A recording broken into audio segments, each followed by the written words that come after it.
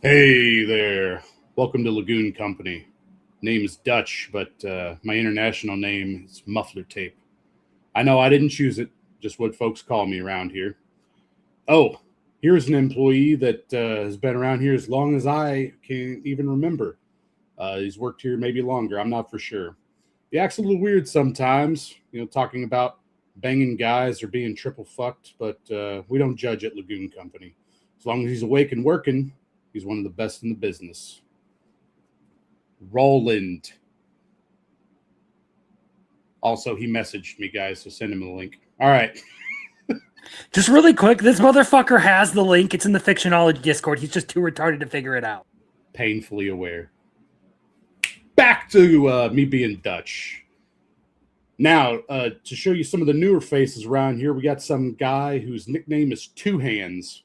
I don't want to know why he got that nickname, but he's a man of extreme tastes and many exceptions. Say hi to the newbie here at Lagoon Company, Roman. Okay. Why is my nickname Two Hands? What's happening though? So I am Revy, but internationally I'm known as Roman or RG. My friends think that I'm a communist, even though I'm not. But yeah, I mean I'm just glad to be here, and I really like this anime, and I have to say that I've known about Revy for a couple years, but I finally got to experience her, and she's everything that I thought that she would be and more. So yeah, let's go. So Revy's nickname is Two Hands, so that's why your nickname is Two Hands. All right, Fair back enough. to the show. Oh, and I wasn't expecting such an esteemed member of Rwanapur paying us a little visit to this establishment. Your reputation precedes you. We all know you're the one in charge of this city. I don't mind you poking around. Just keep your distance from Roman. He may do something with his hands if you catch my drift. Mr. Crimson, take it away. We still have one member who is latent gay, but that is not my problem, either that he can't figure Discord out. Valid. All right, well, I mean, I don't really feel like I need to introduce myself because if you're on my channel, you probably know who I am. But I just need everyone to know that I do, in fact, run things around here. And occasionally, I feel like other people can handle opening up the show because they're the ones who picked it. At the end of the day, this is still your show. Yeah, Yeah, which is why it's still my that people show. won. I can honestly just get rid of you if I don't feel like it. Yeah, I mean, he's You know Mr. what, Chang. bro? He runs the city, bro. Okay. You know what, bro? Man, I got backing from the motherfucking CIA. Bring it on. You know what, bro? I've got the Yakuza on my side. Actually, I got the no. US of fucking A on my side. What are you talking about? Yeah, he does have Nah. Langley, which is kind of dangerous. I'm just a piracy advocate, okay? I'm just a humble man. I'm an advocate for I am an advocate for a great many things. No, but seriously though, Crimson, thank you for having me. Muffler, thank you for that. Thank you for that intro. That was really nice. And I just want to say before we get started, I always look forward to doing Fictionology because it allows me to expand my brain past the slop that is superhero comic media. So I really genuinely enjoy doing this because anime is a medium that I don't have to worry about whether I'm going to enjoy it or not. So I just want to say, yeah, let's get on with the show. yeah. Really quick, Muffler. Do you want to run your last intro here, or Wait, who do we have? Is this going to be? it's Captain Leighton Gay, the white one. Well, I already said his intro though. That was the problem. So you just want me to throw him on Yeah, here like this? just fucking throw Roland to the wolves. Who cares? I didn't even hear you say the intro, and I swear on everything that is All right. whole, including my everybody I know's life. I refreshed the shit out of this, and I've been sitting in Discord since 6 o'clock waiting for the fucking link. All right. So, well, I mean, you were tagged in the at members. Dude, I saw the tag, but there was no link popping up. I shit you not.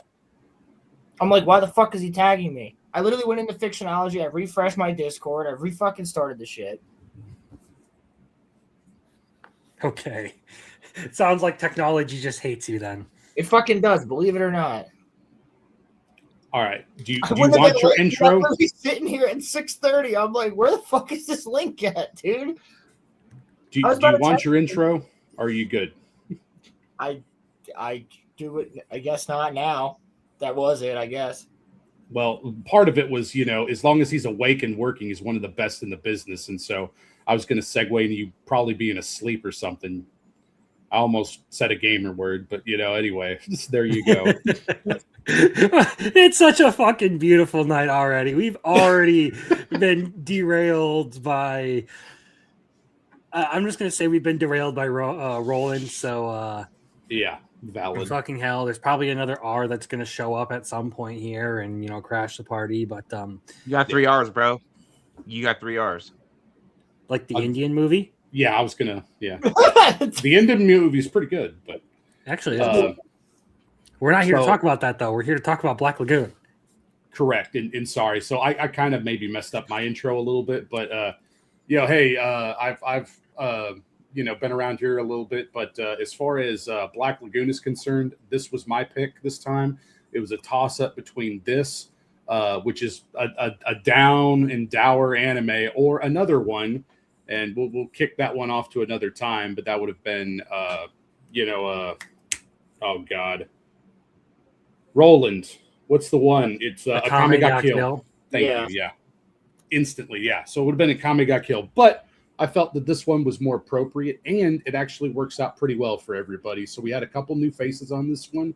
In addition to that, we also can compare this to another gangster one, kind of, because this one's dealing with piracy and set in the 90s, so it's a little bit more modern. But I obviously think that maybe 91 Days, there can be some discussion around that at some point, too. That was kind of what... Yeah. That was kind of what I was thinking when I was watching this. I was like, "Hey, this is kind of like the anime that I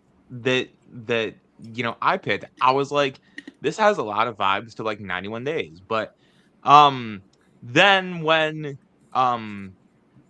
just it's different, but I can see the similarities. Sorry to interrupt you, Muffler. I just wanted to point that out there.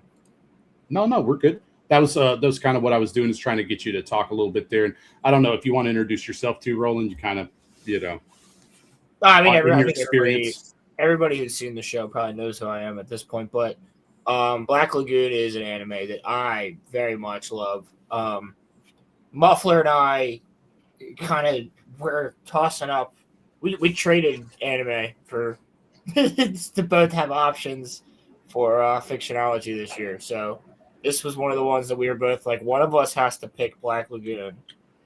So, yeah, I mean, I've seen the anime quite a few times. I probably watched through it like about 5.5 times, I would say. That's just probably roughly 5.5 times for me, because there was a point where when I watched it, I showed it to a couple people, and then they wanted to watch it, but they wanted to watch it with me. So therefore, I ended up watching it like over and over again. But dude, I love it. I think it's great. To me, it's just an anime version of like, it's like Burn Notice vibes in anime. Exactly. If anybody's ever seen Burn Notice, it's just Burn Notice. I always hear people talk about Burn Notice, but I've never actually like cared to figure out what the fuck it's supposed to be. Really good. My name is Michael Weston. I used to be a spy. Yeah, I just got someone comment on the stream saying "certified hood classic." Hell yeah!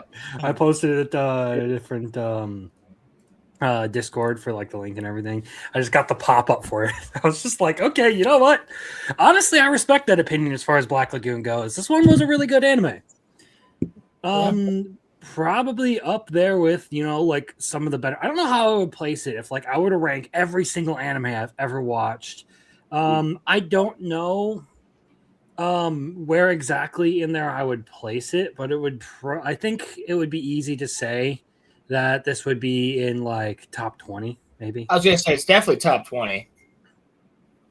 I'm trying to think, like, do I know 20 or more anime that I think are better or more compelling than this?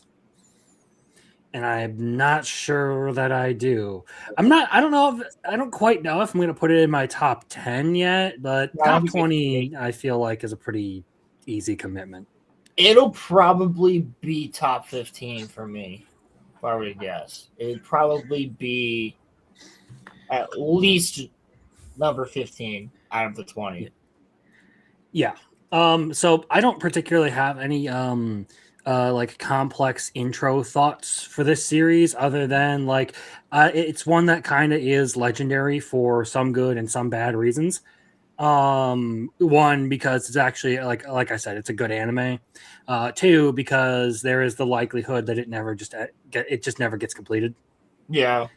Yep. Like we're basically, from everything I've heard, the author is basically just drip feeding chapters to people. You get like one every year or so. Pretty much. Yeah. That's one of the topics. You know, like yeah, so we can touch on that at some point. We're good. But to wrap it up, like Fictionology, it had been around. I had known about it, and when Fictionology came around, we kind of decided that we were going to do this show. I was like, all right, you know what?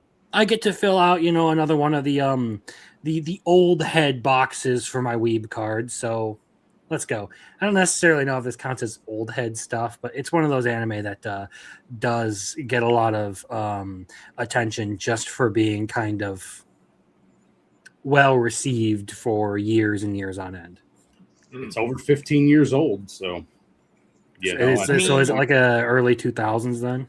Yeah, the manga started in the early 2000s, and then the anime adaptation happened in like 08 to 2010. You know, so that's why I say it's at least 15 years old. So yeah, which is nice because it actually has the correct aspect ratio, so you can enjoy it, you know, on your television, and it's not like black bar. So it's got some modern accoutrements to it. Yeah. Yeah, it looks good. Yeah. Yeah. Yeah.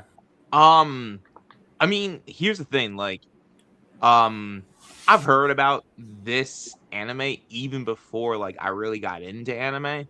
Like for some reason, like I've seen Revy and Rock, like either whether being like edits or just seeing clips online. Like I've seen clips of this anime before. So like this has been around, this has been in my like orifice for some time now, but I never hold up. Did you just say this was in your orifice? That's not the right word. That is not the right word. That is not the right word. Okay. This has been in for some while. Do you know what orifice is? Doesn't it have something to do with like your eyes and your vision? No, it just means a hole in your body. Generally, it's used in some kind of weird sexual context. He's had Black Lagoon up his ass for a while. I thought about his mouth, to be honest. He's had Dutch's Black Lagoon up his ass. This has been all around my orifice, he said.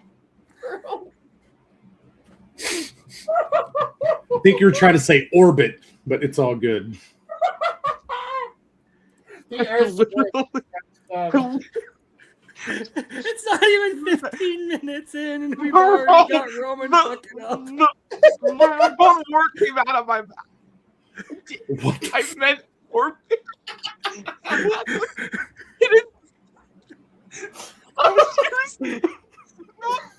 Just right up in there, huh, buddy? Bro, it's deep. Anyway, point is the point that I'm making is that I've known about this anime for some time, and so how could you not? You know what, bruh? I don't need to hear from you, Mr. Leighton Gay. Okay, chill out. Anyway, point is that this has been something that has been on my radar. There you go. Good. For quite some time now, and I've like I said, like I've seen Rock and Revy in clips. I've even seen a few edits of like Dutch. Like when I used to be on TikTok, I would see like some like Dutch edits and such. So like I've seen it, but watching it,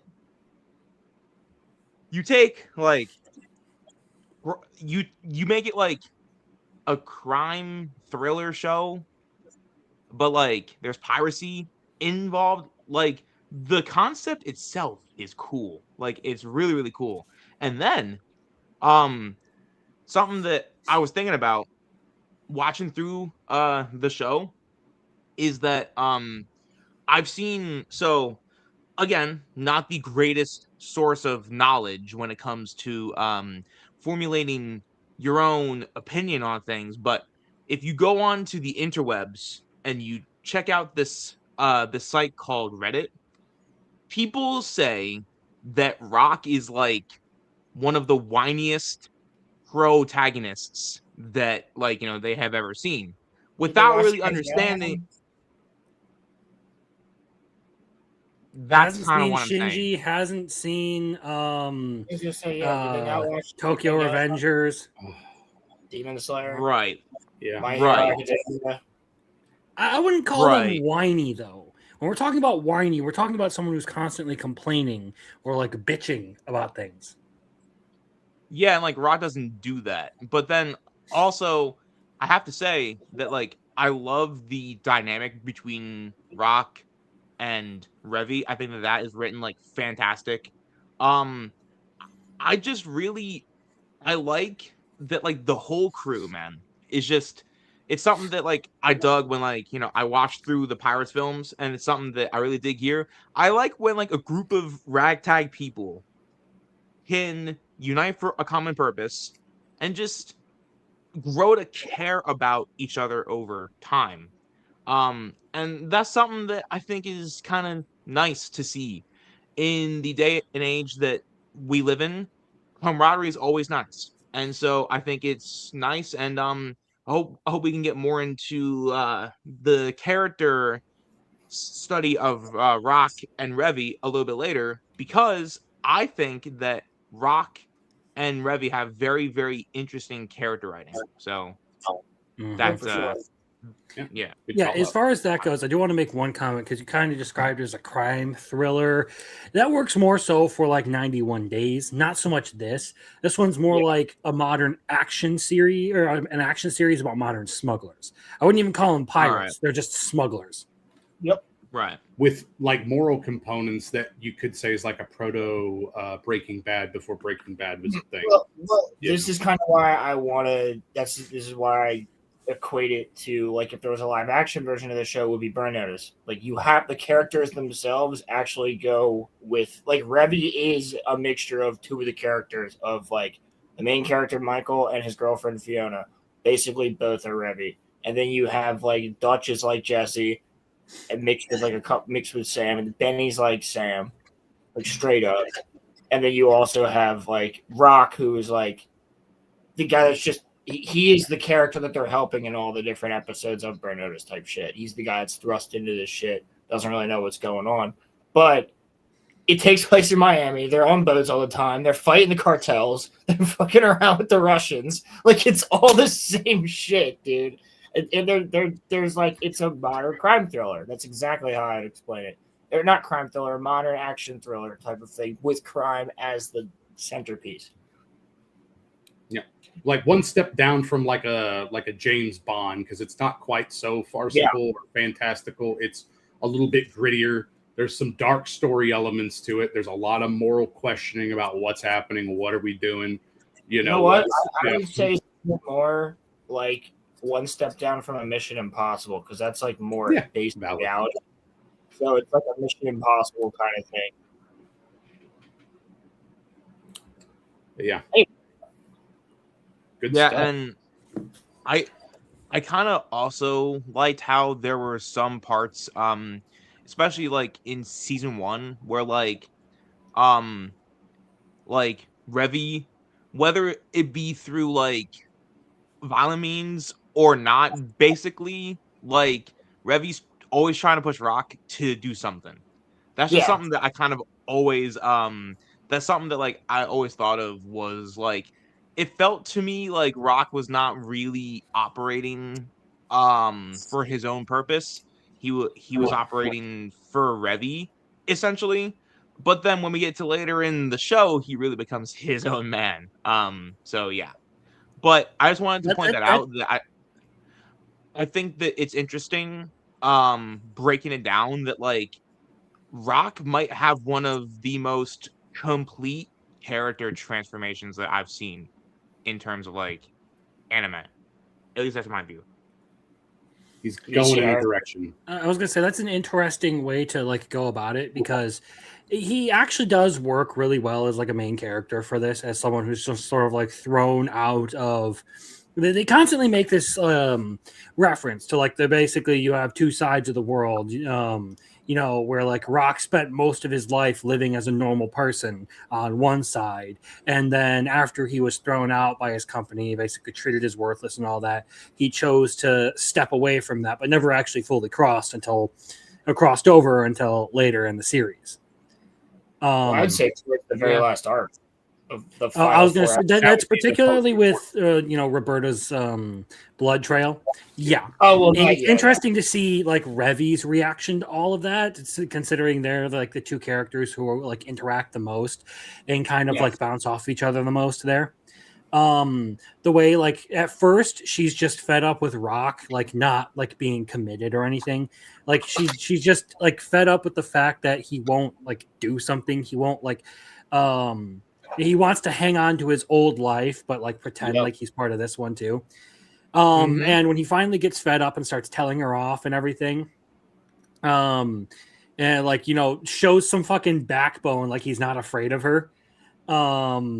That's when she actually like starts to respect the guy and like look out for him. Like you start seeing during the what was it, the terrorism thing, where you have Mr. International Terrorist running around with basically Chang gets the job to transport a bunch of papers to a U.S. Greenback Jane. That's season 2. Yep. Yeah, so that's where like you actually see her start to like look out for him a whole lot more and actually like go out of her way to do so. Because of the respect he actually earns in that regard, in spite of the fact that she still disagrees with a lot of his choices or like his positions on things. At the very least, he's shown that he's not just some dumb pushover. And it really, I guess, throws her off balance when you get to Roberta's blood trail, and he is like full on utilitarian. He's out there playing everyone to get the outcome he wants. Yep. Yes. Rock now has become the unassuming. He's like I don't know. He's like a weak Palpatine. He's just like the most unassuming dude, but he's playing people, but like he's pulling strings and shit because he's so unassuming. Also, can we say how great of a hero the PT boat is? Fuck yeah! I'm storing a PT 728 in Port Clinton, Ohio, and when it's seaworthy, I would for sure cosplay as Rock aboard it if the chance arose. Oh, dude, that'd be awesome. I also want to comment on. Hell yeah! I want to comment on something else that he said too, where he said that every Cyberman has his dark side, and by the end of the show, Rock discovers his. I'll make the argument that he actually discovers his dark side earlier when he watches Yukio delete her Minecraft server. Yeah, that's kind of when I think that he finds when she forever boxes herself. Yes. I wouldn't say that's him finding his dark side. I would say that's him coming to terms with like, yeah, this type of shit happens, and it happens probably a lot more than I think it does. And I think that's what opens the door to his dark side creeping in. Because you have that. So Bloodsport Fairy Tale was the start of season 2, which was revolving around the twins, which is a horrific storyline, and you saw how immoral. Yeah, that one fucked me up a little bit. I told you it got worse. I told you guys it would be crazy, but even after I know it's bad now, but just wait. It's gonna get worse. But even after that, he's still trying to it comes back up like that. Him seeing that comes up again and again, and he's trying to suppress it. He just keeps trying to suppress what he's feeling, and then it's almost like by the end of the show, he kind of just gives up with suppressing it, and he's almost emotionless. Like even Revy's like, "You good, bro?" Like they're all like, "You good?" And he's like, "I'm fine." Mm-hmm. And well, like, here's one of the things I do want to make a comment on, like the story overall, because this is a thought that's just sort of hit me as we're talking about this.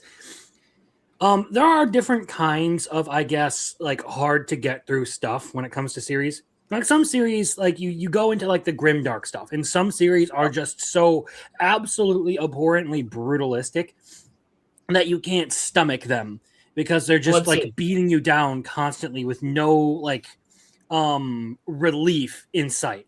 Like some series just mistake dark storytelling for just brutalizing your audience with like the harshest stuff you can present them.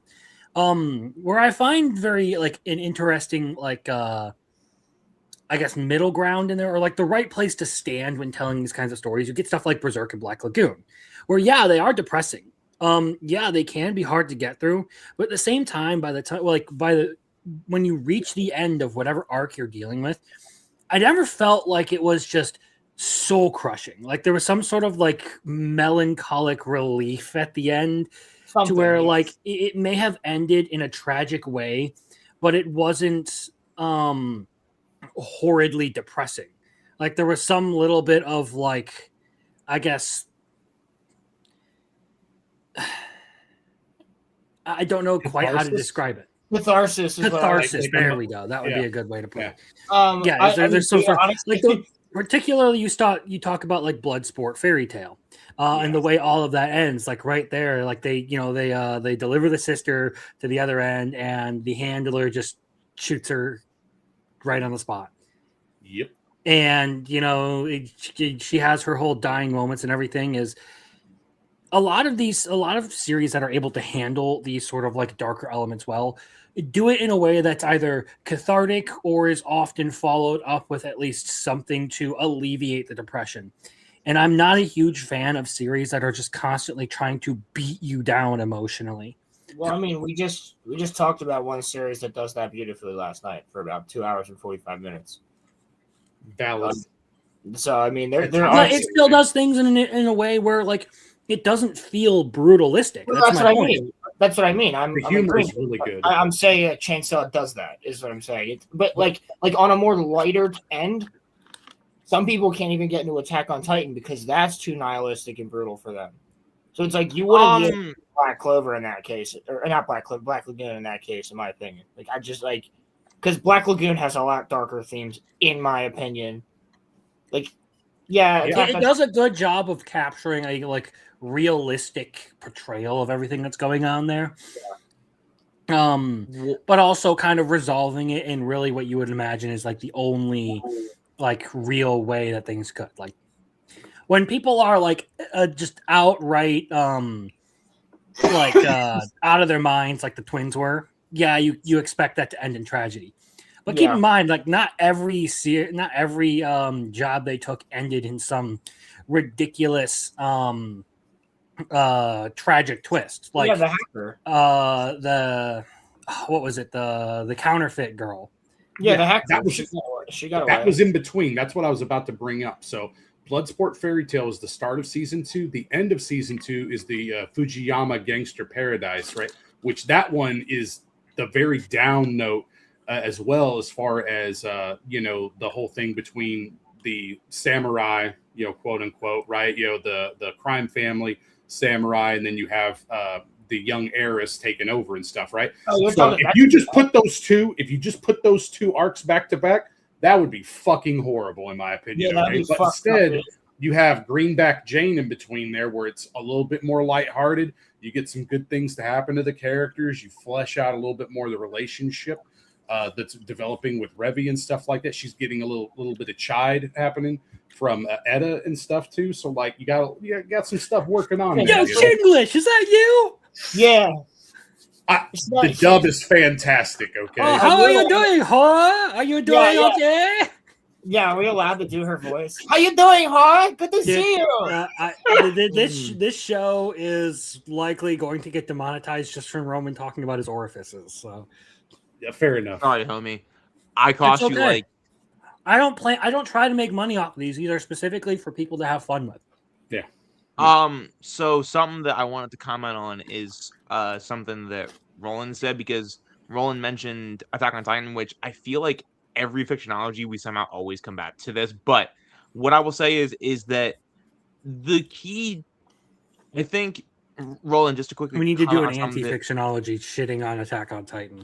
We could do that quickly. Something I just wanted to say, something that you said. I think it is easy to get into Attack on Titan at first, because the total nihilism does not start until season 4, whereas in seasons 1 through 3 there's like rays of hope. I will say though too that when it comes to this, it's not like it's kind of like what Crimson said. It's depressing, yes, but it's not anywhere near, at least in my eyes, like you can see there are fun moments, and like it's not like, oh well, the world's gonna end, or like, our main character is gonna turn the whole world into like, orange goop, and then choke out the girl that he loves on the beach. It's not like that. Like it's not nihilistic the whole way through. So I'm going to push back just a little bit on one of the points that you made. okay. If you can't stomach Aaron's mom being eaten, you're not making it through to season 4. When so many people cannot make it through that first episode. They're like, oh my God, is this a whole show like this? Not watching it. Yeah, that was my initial reaction to that show, and then I got bullied into watching the rest of it. So yeah, like I can totally get that. It's the art. It's not the fact that the mom gets eaten. It's the art around it. The Titan art is so disturbing. Okay, and it's the fact that like the kids' reactions and shit, and Hannes's reaction and all that. Yeah, it's brutal. Yeah, right. Get through that. Yeah. It's like some people turned off Game of Thrones after the Red Wedding, bro. Like, come on. My dad didn't want to watch it after episode 1. Okay, so yeah, a lot of people didn't. So like you gotta moment. You just gotta think about the fact that there's a lot of people out there that can't even stomach the most, mildest of shit like this. Yeah. Let alone Revy's backstory, bro. Jesus, like Revy's backstory. There's some people that would get PTSD over that. She has a very bad backstory. Yes. Not everything is for everyone, and some people just can't handle things that deal with, unfortunately, real horrors of the modern world. Exactly. I really liked. I guess. I think it was Bella Lyca's comments during like the Bloodsport fairy tale. Like I had to wade through hours of this filth to figure out to find the information I wanted. She was fucking pissed that she had to sit through all of that.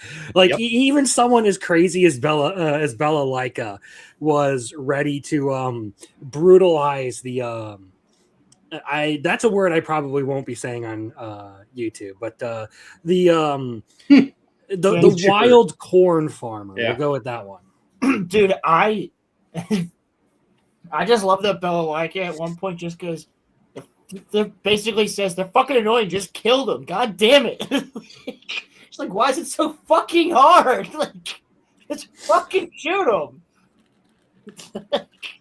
Well, that's the best, bro. When she gets pissed off and she's like, I don't get it. Guns, person, fire. Like, make it happen. Dude, when she gets pissed, though, when she shows up, she gets the better of the Chinese, right? She gets the better of Mr. Chang at one point during one of the meetings. When they go overseas, that would have been the. That's when she puts her foot on his head. I'm pretty sure that's the Fujiyama Gangster Paradise, because that's when they're back in Japan. And Rock is acting as the interpreter and stuff, right? Yeah, or like it looks like she's gonna kill Rock, and she doesn't. Yeah, exactly. Yeah. The runaway, Vagabundo. Facts. I respect it. Respectable. You know, honestly, that doesn't shock me knowing him. That doesn't shock me at all. He'd be down there. Honestly, He would be down there begging to lick her feet. I guarantee you. I mean, here's the thing, y'all. Like, I'm sorry, but like, Roberta could step on me, bro. Sorry. Like, dude, I pray to the heavens that I meet a Roberta at some point because I need that, bro. I need that. So let me get this straight really quick. You need a schizophrenic mass murderer in your life. You know, he wants that Venezuelan oil, man. It's all good. I need another adventure, bro. I'm currently on my some Colombian pussy oil, you know. Oh yeah. Oh, that's Colombian. That's crazy. That's insane. But no, like I'm currently on my healing arc. I want to hurt myself again. So yeah. Well, you would have to fight. I'm currently on my healing arc. Give me toxic women. You would have to fight Rolando anyway, okay? Because he is obsessed. All right, like Roberta's blood trail, especially. He was like, "Oh god." All I have to do is just call a certain number. That's all that I have to do. I think Christian just made an oxymoron. Toxic women. Haha, but nobody. Isn't that would be a redundancy? An oxymoron is like a lead balloon, like lead being dense, it doesn't float, but a balloon is supposed to float. Right. Yeah, self-contradictory. A redundancy is saying the same thing twice. Yeah, you're correct. By the way, I just want to point out, I loved when Roberta and Revy fought. I may or may not have used lube. What the fuck? Okay. I'm going to quickly change the subject, even though we'll stay on Roberta for a second.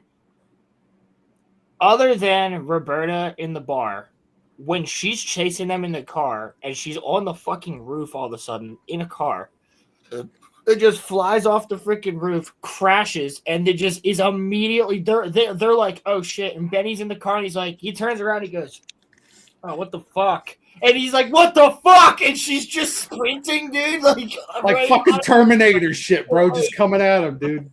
I like how that like becomes the recurring joke is they like start just referring to her as a Terminator. Yeah, yes. Bro. And they keep just going like, they keep escaping her and she shows up and they're like, what the fuck? Like even Remy and Dutch are freaked out. They're like, what the fuck is this person? She like jumps and stabs into the back of their car and she's like hanging on by a fucking Bowie knife. I do remember that piece of trash Terminator anime because I watched it and reviewed it. It was not good. Terrible. The one that's in the future and it's like in Japan with the black guy who's like the dad. Yeah, I watched that. It wasn't good. Yay. We got Roberta. That's true, Red Out Productions. So this is one that I don't have on our initial topic list. I don't know. Did anybody else have anything before? Because like I'm curious, like what's everyone's favorite character? I know we got our profile pics and stuff, but like I'm curious, what's everyone's favorite character?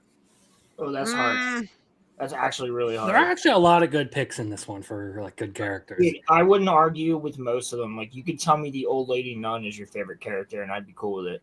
Like I picked Chang here. Because like someone needs to run this show, someone needs to be the mastermind, so that's why. But honestly, if you ask me who my favorite character in the series was, it would probably be Rock. It's pretty good pick. Honestly, Mr. Chang is the man because he's the one that sticks by them like the most as for the most part as a crew member. Not crew member, but as their handler, I guess. To use them, but yes. Yeah, but like he also helps them out of a lot of binds too, and they help him out of a couple. So Mr. Chang's a real one, but you know what, y'all? I don't know why. I think I just like the I mean, he's not really like an underdog, but just the characters that I view that probably will be no one's favorite. I like Benny. I don't know why. I you just didn't do. finish, Dude who motherfucker. gets the girl, bro. You literally didn't let me finish. Sorry, Like, yeah, that's what I was saying was my favorite. I was just saying Mr. Chang does deserve a fucking shout out. But I thought you Benny's were my done, bro. favorite Sorry. character. My Benny's bad. my favorite character next to I love it. I love Ada too. That is great. As far as like, I would go to Langley for her. What? as far as characters in here who I thought were really good overall, like Rock is probably my favorite, but like, let's see, Revy is another good one that I think would probably be up on like that best characters. I really do like Balalaika as a character; like she's very interesting to me. Who else in here? I mean, there were some funny ones like the cleaner lady who, works with a chainsaw and all that. Yeah, the cleaner. Oh, dude, that was great. Yeah. All the assassins are good. Yo, the guy who's literally American Dad. Not American Dad, fucking King of the Hill. Propane and propane accessories. Wait, because we bring this up now, okay? Like I'll go with Rock as well. Okay, we'll call that good. But like I love all the characters too. Like there's a lot of honorable mention to Kenshi. I would probably say Revy's my favorite just because of like her comedic moments because she has no couth and like the raw language. Like it is so funny. Her voice actress does such a good job in the dub, man. She gets shot. You shot me. What the fuck, bitch? Yeah, it's great. I fucking love it. Right, but since we brought up Propellant Man, okay, I completely forgot that we had a giant argument on this. Everybody's watched it now. What did you think of the whole fucking speedboat chase with the flamethrower guy? No, it doesn't make it not possible. It's not possible. Okay, well, some of the stuff that they do in this show isn't necessarily possible. You're stretching reality in a lot of ways. For sure. It's so I can forgive one thing with a fucking flamethrower on a boat. Okay, it's not that big of a deal. I forgive it. I'm just saying it doesn't make sense. Revy casketed that guy either way. It's all good. I mean, wait, hold on, homie. You can't shoot fire into the wind. Homie. Roland. SpongeBob had a fire underwater, bro. Nothing makes sense in fiction, homie. Anything makes sense in Bikini Bottom, Roman. The point that I'm making is, bro, this is a fictional show. It doesn't have to make sense necessarily. It's a fictional show based in reality for the most part.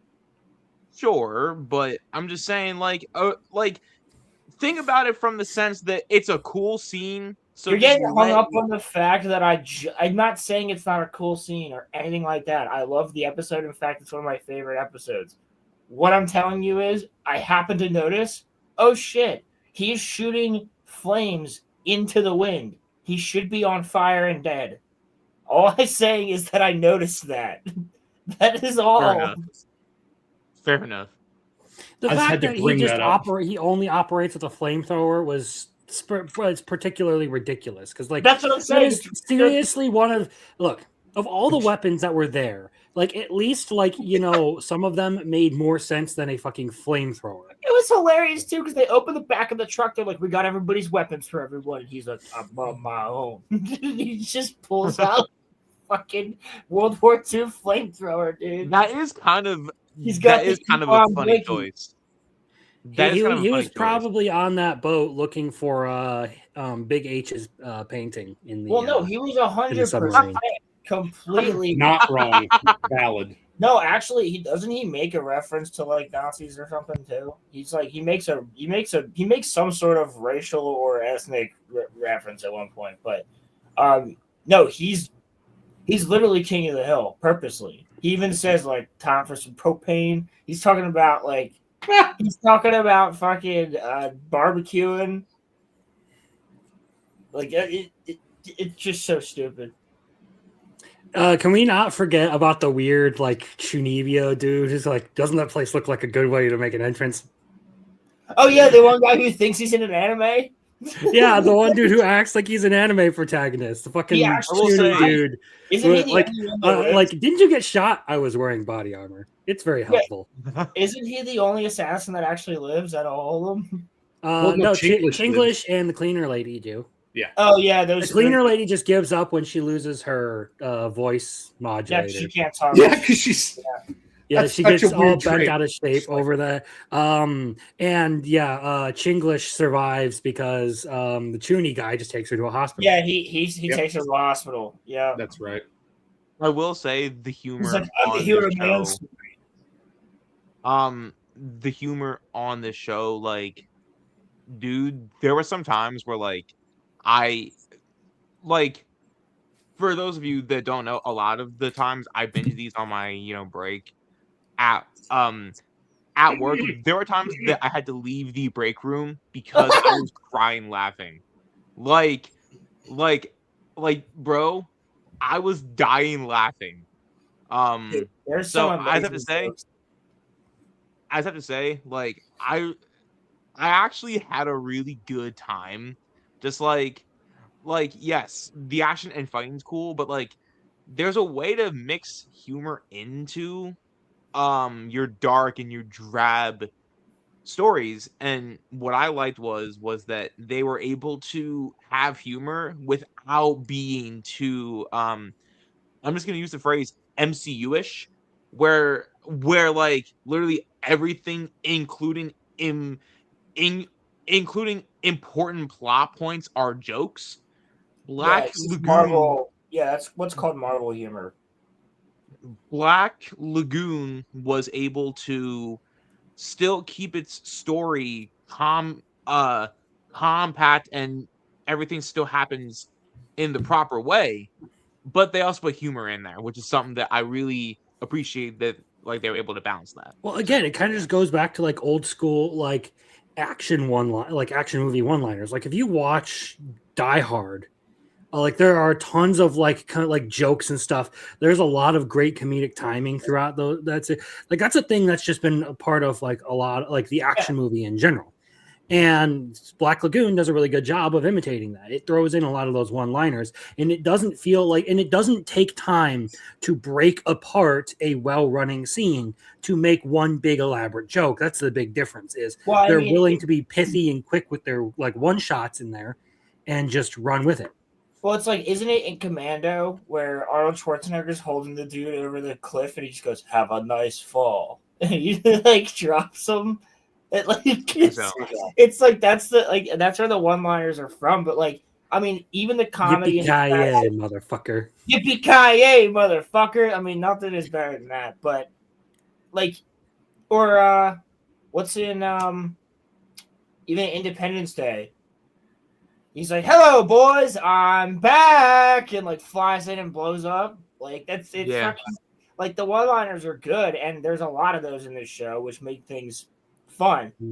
But you also have stuff like I said earlier, when Roberta crashes the car and they stop their car, they're like, "There's no way anybody survived that," and the door opens and she's immediately sprinting, and they all these people that are confident and usually pretty collected are all like, "What the fuck?" Like that's in an intense moment is funny as shit.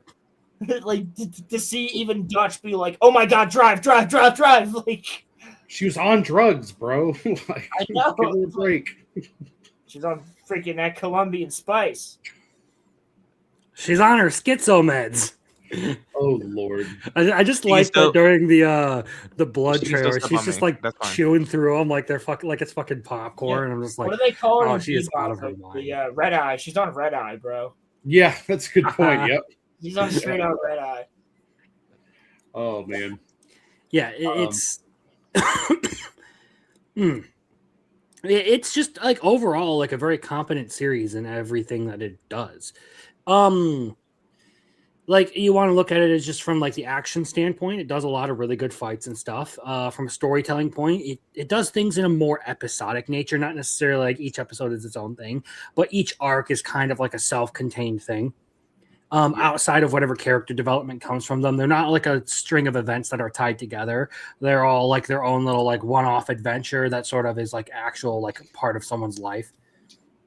I would have to. They don't like actively build towards some big final point. It's just the company doing company things, you know. I would have to say, Readout Productions. I agree.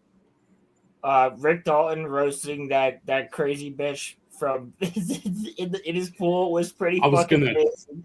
I was gonna comment. Dude, first of all, great movie. What we get before that is Brad Pitt on LSD throwing a can of dog food at somebody while his dog is their face in. Yes. And then the bitch runs outside and gets burnt by a flamethrower. And Sharon Tate lives. Great movie.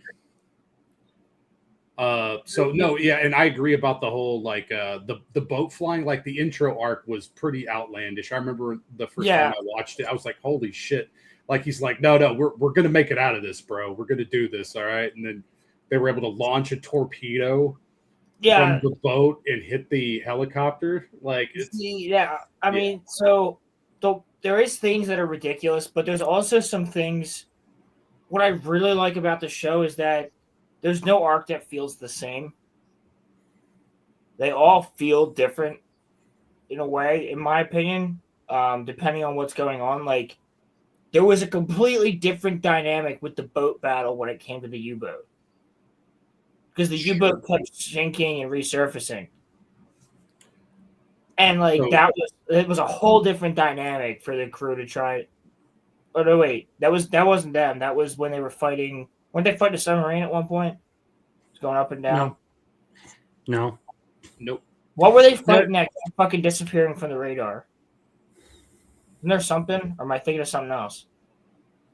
You're probably thinking of something else. I mean, there was a radar in the German series of episodes, but they were trying to keep their distance from the ship because otherwise. Yeah, I think I'm misconflating two different things. There's that. I think you could technically call it when like Rock and Revy are swimming up to the surface chasing the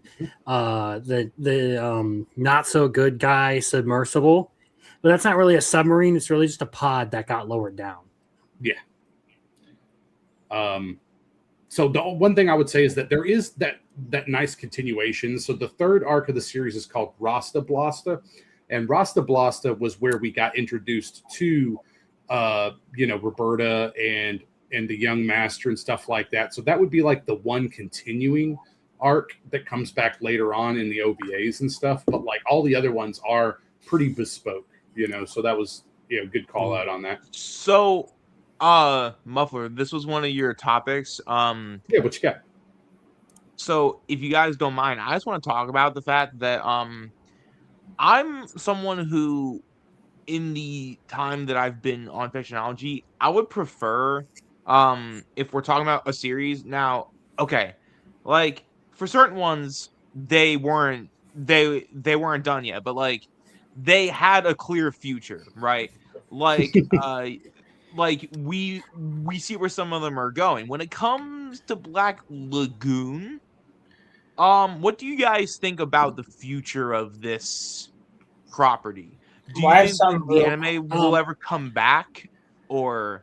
Well, in terms of like story, you can't really like say that there is like a definitive thing that's going to happen. And this is like one of the things you kind of mentioned here, in that like you can kind of see where some of these stories are going. It's the difference between a story that is focused more so on characters and a story that's more so focused on events. We'll compare the difference between, because we've talked about it so much already, Attack on Titan and Black Lagoon. Attack on Titan is centered around a series of events.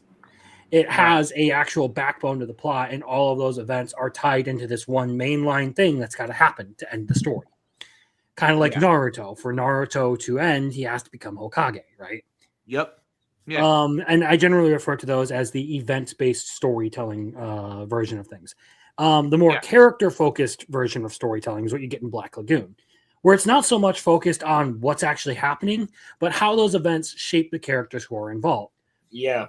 And that's often where you're going to get a lot of the better character writing, because they're the focus. They matter. Everything that they're going through is what matters. And you're going to be a whole lot more invested in them, in my opinion, because they just generally tend to make that more important. That's where you get stuff that doesn't necessarily have that like through line. And they can be more episodic like this. You can like have those sort of like one-off self-contained arcs. They don't necessarily have to build towards one climactic final thing. And by that, at that point, you basically can say that, well, it can end at any moment, really. Like any arc could be the final arc. Yeah. And like, never mind. But as far as like the future of this property goes and where it might go now that, the manga has been publishing sparsely for about 10 years now. I don't at that point, I don't have any faith that the author is going to suddenly regain their spark of creativity. Like it seems like they're genuinely like struggling to get through things. Yeah, like they're generally struggling to like actually write the rest of their series. Like they have I want to say something. They have in there.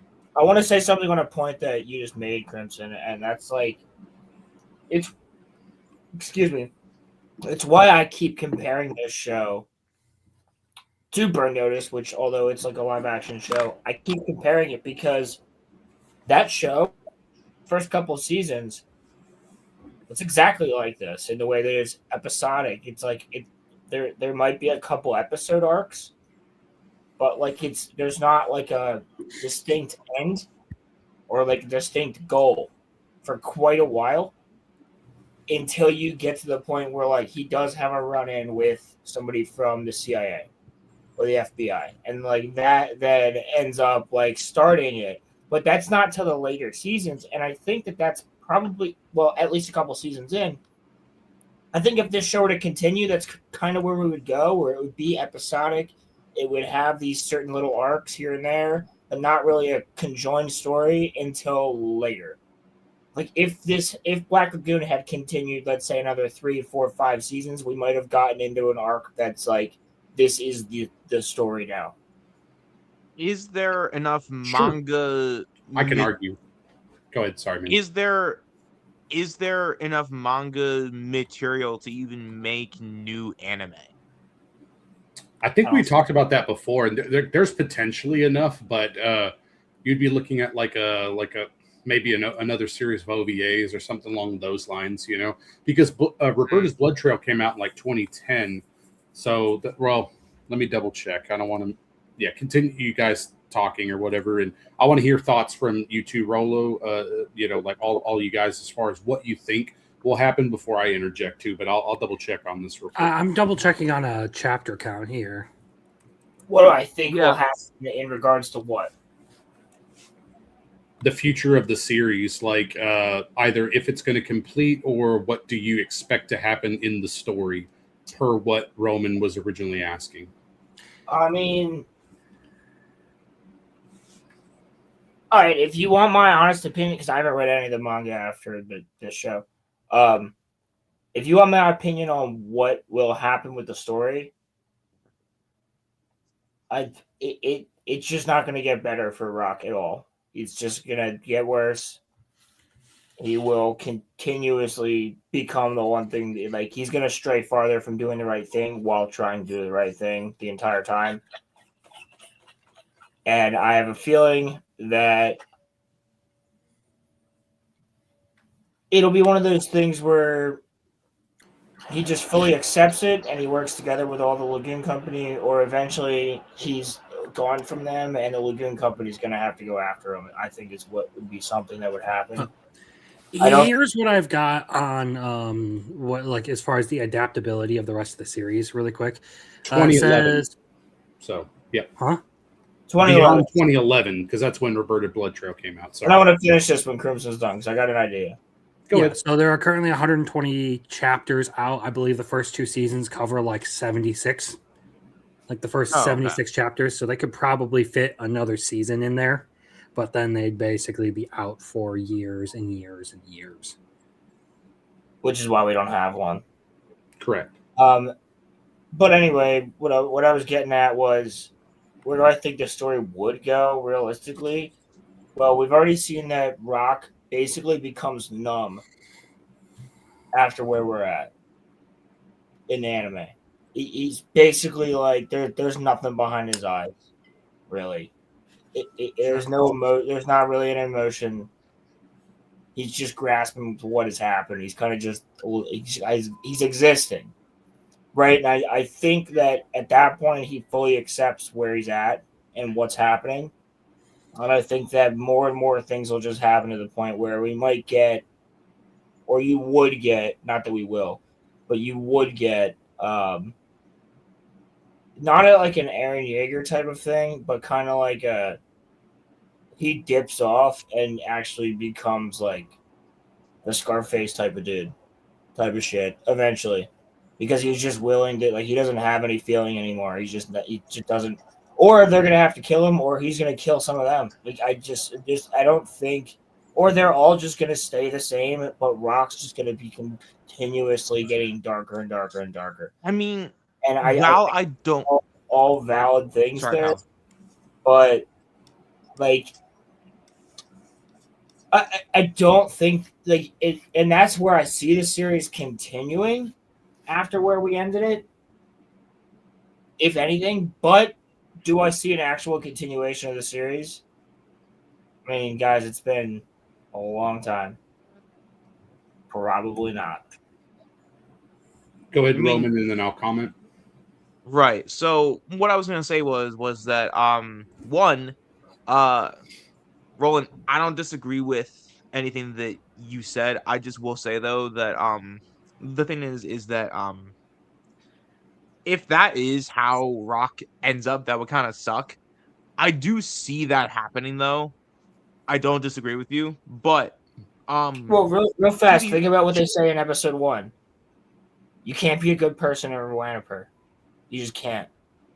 It's not possible. There's not a single good. Even the church turns people away. The right church. Right, but so here's my thing, right? Everything eventually comes back.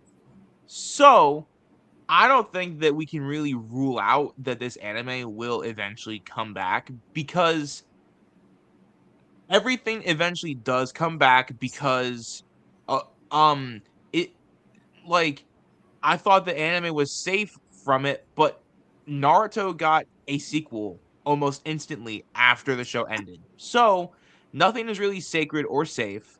And I think maybe we might get a follow-up. But Muffler had a comment, so I'm going to let him go. What, you didn't like the idea of Mr. Beast, going to fund a remake of Naruto? Oh my God. Anyway, I had to, you brought it up. All right. That's all right. No. So yeah, I mean, with you guys on this, so I think the thorough line is definitely Rock's story throughout the entire thing so far. And granted, I haven't read the most recent material, but what the series gives me the impression of is him, switching sides, where he is going to become manipulative a little bit more going forward and using his powers. He's still going to try to do good things with it because that's the kind of person he is. But I think that when he switches over, that's going to change his relationship with Revy, because Revy doesn't want him. She doesn't want him to be like her and like everybody else, and she brought that up in the series multiple times. And that's kind of like one of her moral conflictions. And that's like one of the reasons that it's like, maybe she's keeping herself distant from him too and stuff. So you have to think about how their relationship would change and then what would happen. And I think it would be hard to overlook the way season 2 ends as being something that wouldn't happen to them, because I think it would probably be a tragedy, and you would be dealing with something very similar happening to Rock and Revy, is what happened to the crime boss, the high schooler that got brought up, as well as Yakuza, basically. Yeah. What was it, Genji and Yukio? Yeah, Genji, yeah. That's what I was saying. Genji. It's hard to to look past the poeticness of how that season ended in that arc and go, well, this is definitely something I could see happening to Rock and Revy at some point, so. Well, given the nature of it, I would have honestly expected the whole series to kind of be like more of a tragedy than anything. Yeah. Which may be the reason why the author has such crippling depression, because he loves what he created. And he's just like, at least he's not, a George R. R. Martin fat fucking it. Okay, it's one of those things where it's like he is dealing with some stuff. It's clinical. Okay. I like how fat fuck has become a verb. Oh, fat fuck is one of my favorite things to call something or someone. Yeah. That's I know, but I'm is. saying it's become a verb. Like it's become something that you do. At least this author is like putting out stuff just He like is. very sparsely. But I kind of here's the thing, like, and it kind of goes back to like what I thought of, or like what I mentioned earlier. Like, listen, Berserk got a remake in 2016. Okay, They don't talk everything. about that. I'm just saying, listen, everything Shut your eventually. whore mouth before you do something you regret. Listen, man, all I'm saying is, bro, Black Lagoon was in my orifice. Anyway,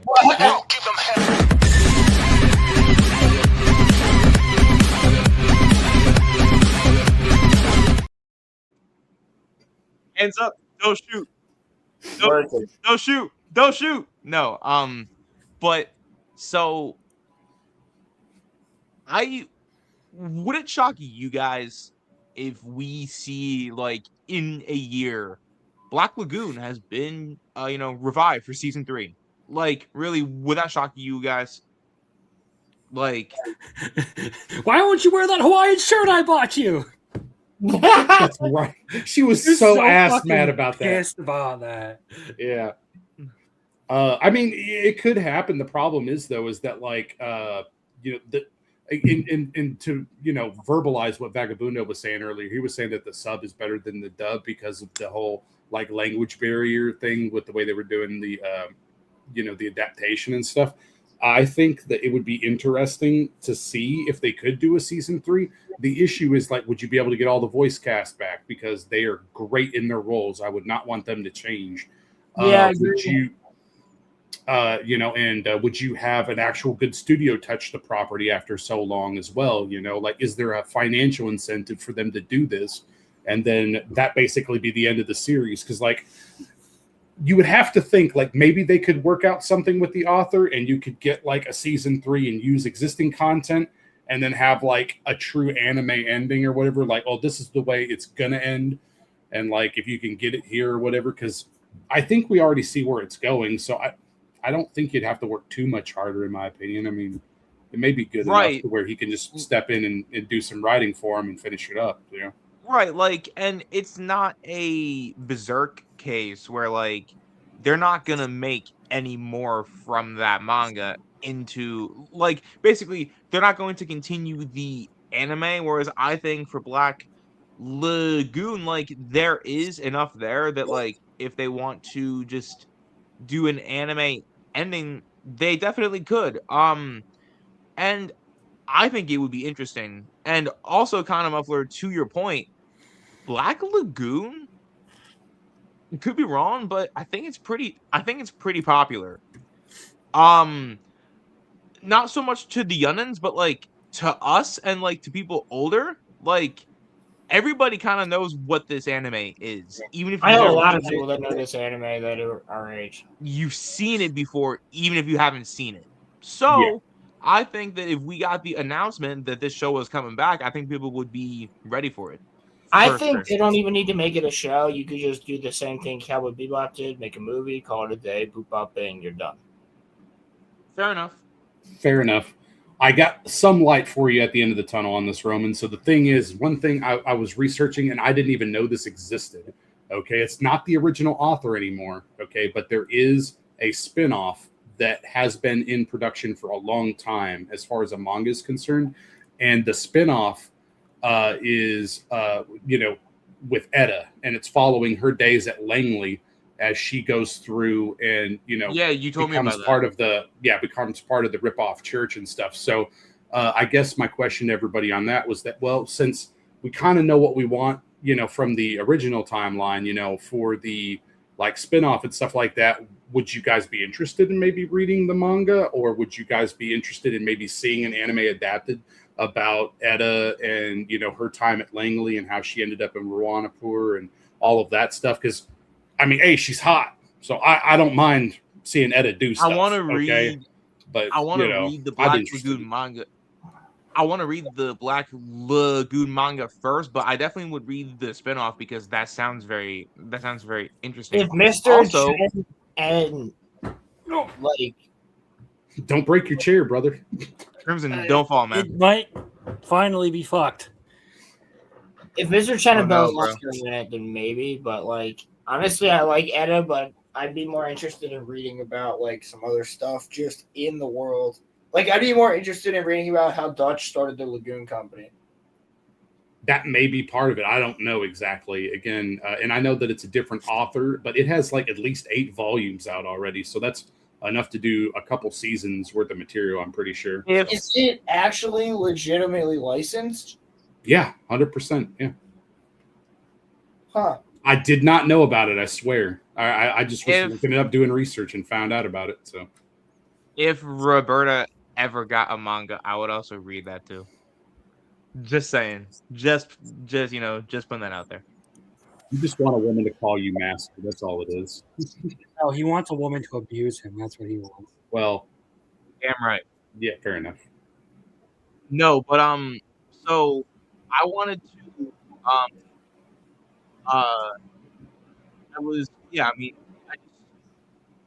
I hope that we get something more in terms of like show or movie for this. But if we don't, then we just don't. I mean, it just is what it is. But I see, because I've been doing some side research while we've been talking here. There's a legion of fans for this anime, so they really do want a continuation. So I hope that they get something out of it. So yeah. But it's been 15 years, man. It'll be like an announcement for the Blood War or whatever, right? It'd be one of those things. It's like, oh my god, we're getting an adaptation, you know? Yeah, it'd be like Bleach. Yeah. But I mean, yeah. Muffler, what were your other topics, brother? Oh yeah, you're cool. So that was one of them, would you want the last thing I guess on the same subject is, would you want them to continue the story if the author passed away? Since this is also one that's not complete, and it's in a similar situation where, I mean, obviously, Mira died, before he could finish Berserk, but he left enough material. They're working through that. They're giving us new chapters. Would you want them to continue the story if the author died to complete it? Why not just, if that happens, why not just give it to the person that's writing the spinoff about Etta then? I don't know. Maybe. I mean, I would have to really dive deep into the community and find out the relationship between the original author and this new one. Because if it's like a protege or somebody that he approved and it's like, he's working close with the guy and stuff, I could see that being pretty good. I'd be okay with it, but yeah. Here's my take on that, and then I'll let Roland and Crimson go. But to me, the way that you stated that is kind of like when a band replaces one of their main members. Like, I have a perfect example of that. Well, right, but I have one too. But like, the point is, Queen was not Queen without Freddie Mercury.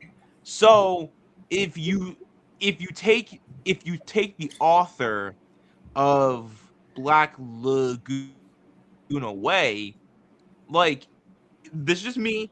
Don't hold up your pitchforks and your torches. But if one of the main members of a band dies, that band should not still tour afterward. That's just my own point of view. But I've got a retort. Sure, but the point that I'm making is that if the author of a story passes away, you can't just bring in any Joe Schmo to continue writing the story, and that's what happens 97% of the time.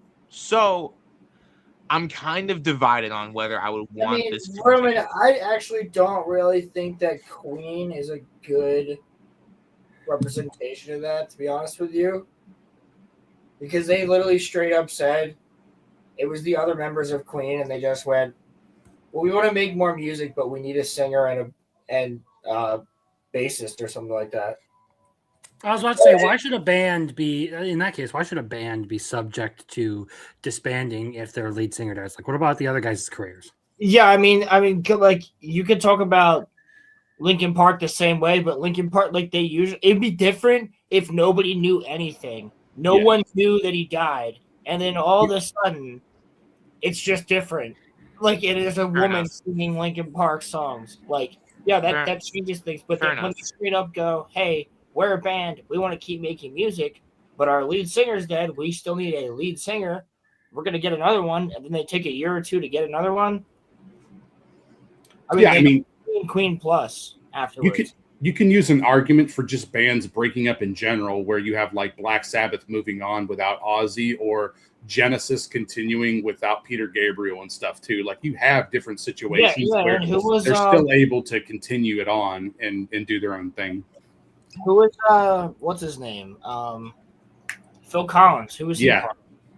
That's Genesis. Yeah, that's Genesis too, right? Yeah. The fucking drummer took over the band. You know, same thing like with Foo Fighters, right? Like, well, different situation, but you know, the drummer went on to be doing his own thing. Anyway, yeah. So Engage. There's another one. I don't really think you can play music the same way. What? Wow. Now I have to think about this too. Like, so the manga being completed. Holy shit! We talked so much, I forgot my point. I was going to report with as far as dying. Hold on, like a manga being completed and music is completely different. You're working with a story here. You're not working with a story when it comes to music generally. No, but the equation that I was making was like Buffalo asked, well, what if the author died? Should the story continue? And it just kind of made me think to myself, well, bands continue all of the time if their band members die. So I was just thinking of it from like, because the music doesn't sound the same. You're working with characters and stories that were created by a person that doesn't exist anymore. Yeah, but the stories also would not be the same though. That's my point. That's what we're saying, is that you can't equate that to a band because you're not dealing with it like one song, right? Like let me just say, like Breaking the Habit by Linkin Park is never going to change because Chester's dead. Breaking the Habit will always be Breaking the Habit, and Meteora as an album will always be good. My point is, now that they have a new lead singer, she's making new stuff under the name of Linkin Park. However, that has, no matter whether or not she's good or bad, has no effect on Breaking the Habit being a good song. Whereas when you have a character, like let me use Master Chief, right? So you got Master Chief, and he's going through life, and he's doing his thing under Bungie, and then Bungie dies, and then 343 takes over. It's still the same Master Chief, still living his life, but he's doing shit that doesn't make fucking sense. Yeah, there's a problem there. You see what I'm saying? There's a difference between a band and a story. When it comes to a story, having a new writer completely could change up the way that we know a character. Yeah. Disney Star Wars, point blank. Valid, but so that's why there is some pushback and criticism related to Berserk on some levels with that. But like literally the dude helped him out, and so like I think it's going to be fine. Like, but people will always be able to point to that. Like it for the reasons that you mentioned, Roland. I mean it's never going to be exactly the same. It's different. I mean, I gotta be honest. Like, with you. Is it spiritually a successor though?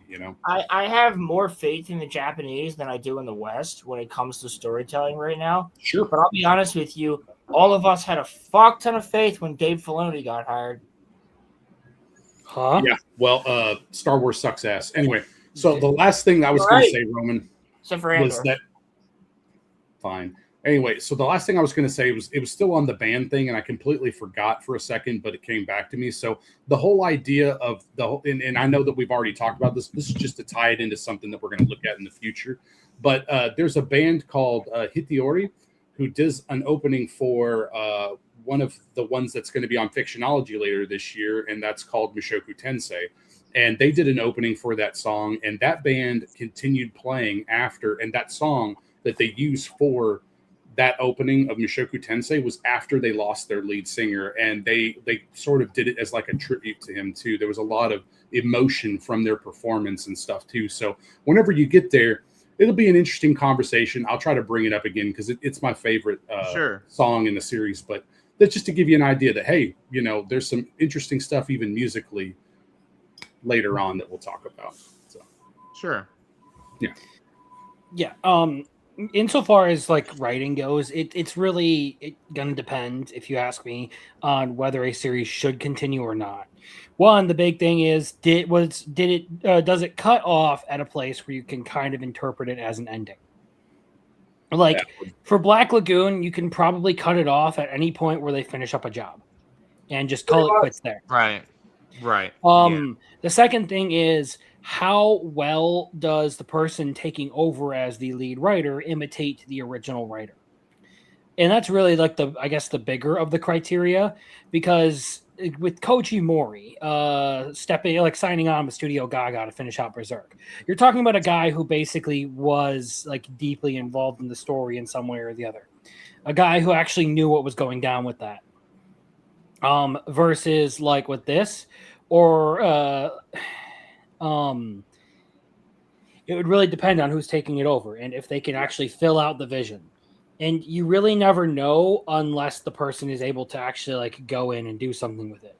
Because just because you think someone is a good writer for their own series does not necessarily mean they're going to do a great job with a series that they are co-writing or are taking over. A good example of this is just because I like Tape Nagatsuki does not mean that Suicide Squad Isekai is a good series. And he's not the only writer on there, by the way. I actually looked into that. There are 3 other writers involved with that. It sucks he put his name on that property, but yeah. They probably got him because he was available as like a well-respected isekai writer. But the point being is that just because someone can write does not mean that they're going to be the fit for every single property. Yeah. I mean, I'm sure there are examples of this with like comics and stuff. Like just because someone can write a series doesn't mean that they should be writing specific characters. Oh yes. That happens all the time. As far as Spider-Man goes, I hear a lot of people complain about Dan Slott. So, well, actually, just a quick aside on that. Actually, I'm happy that Dan Slott's coming back because the Spider-Man books are ass, and it is it's a breath of fresh air to have him back. But yes, I generally agree with you. It would be like if Fujimoto took over for Naruto halfway through. He probably could not have done Naruto as well as he did Chainsaw Man. It would probably be better, not actually. It might be, but it's a different style. It's a different type of a story, right? You would have ended up with the Infinite Tsukiyomi ending, and it would have been a better end, to be frank. I'll disagree with you, but the point that I'm making is that it's kind of... I'm sorry, hold on. Are you saying it would have been better for all of Naruto to end in a dream state? I mean, I was just making a joke, man. I was just making. I made that joke last night. Oh shit! But what? Yeah, but like, you know, this was a different way. So fuck you. I was right. I literally made the jokes. I made the same thing, saying fucking. That's why people are bitching. I'm like, would they have preferred Naruto end in a fucking state? No like, Chainsaw Man spoilers. Sorry, guys. Yeah. Let's keep it on track and keep it specifically to Black. It wasn't even a fucking spoiler. That was just shit people are bitching about. Either way, it would be like here would be a good example is like if you took someone who wrote a gag series and asked them to write something like Black Lagoon or High School of the Dead.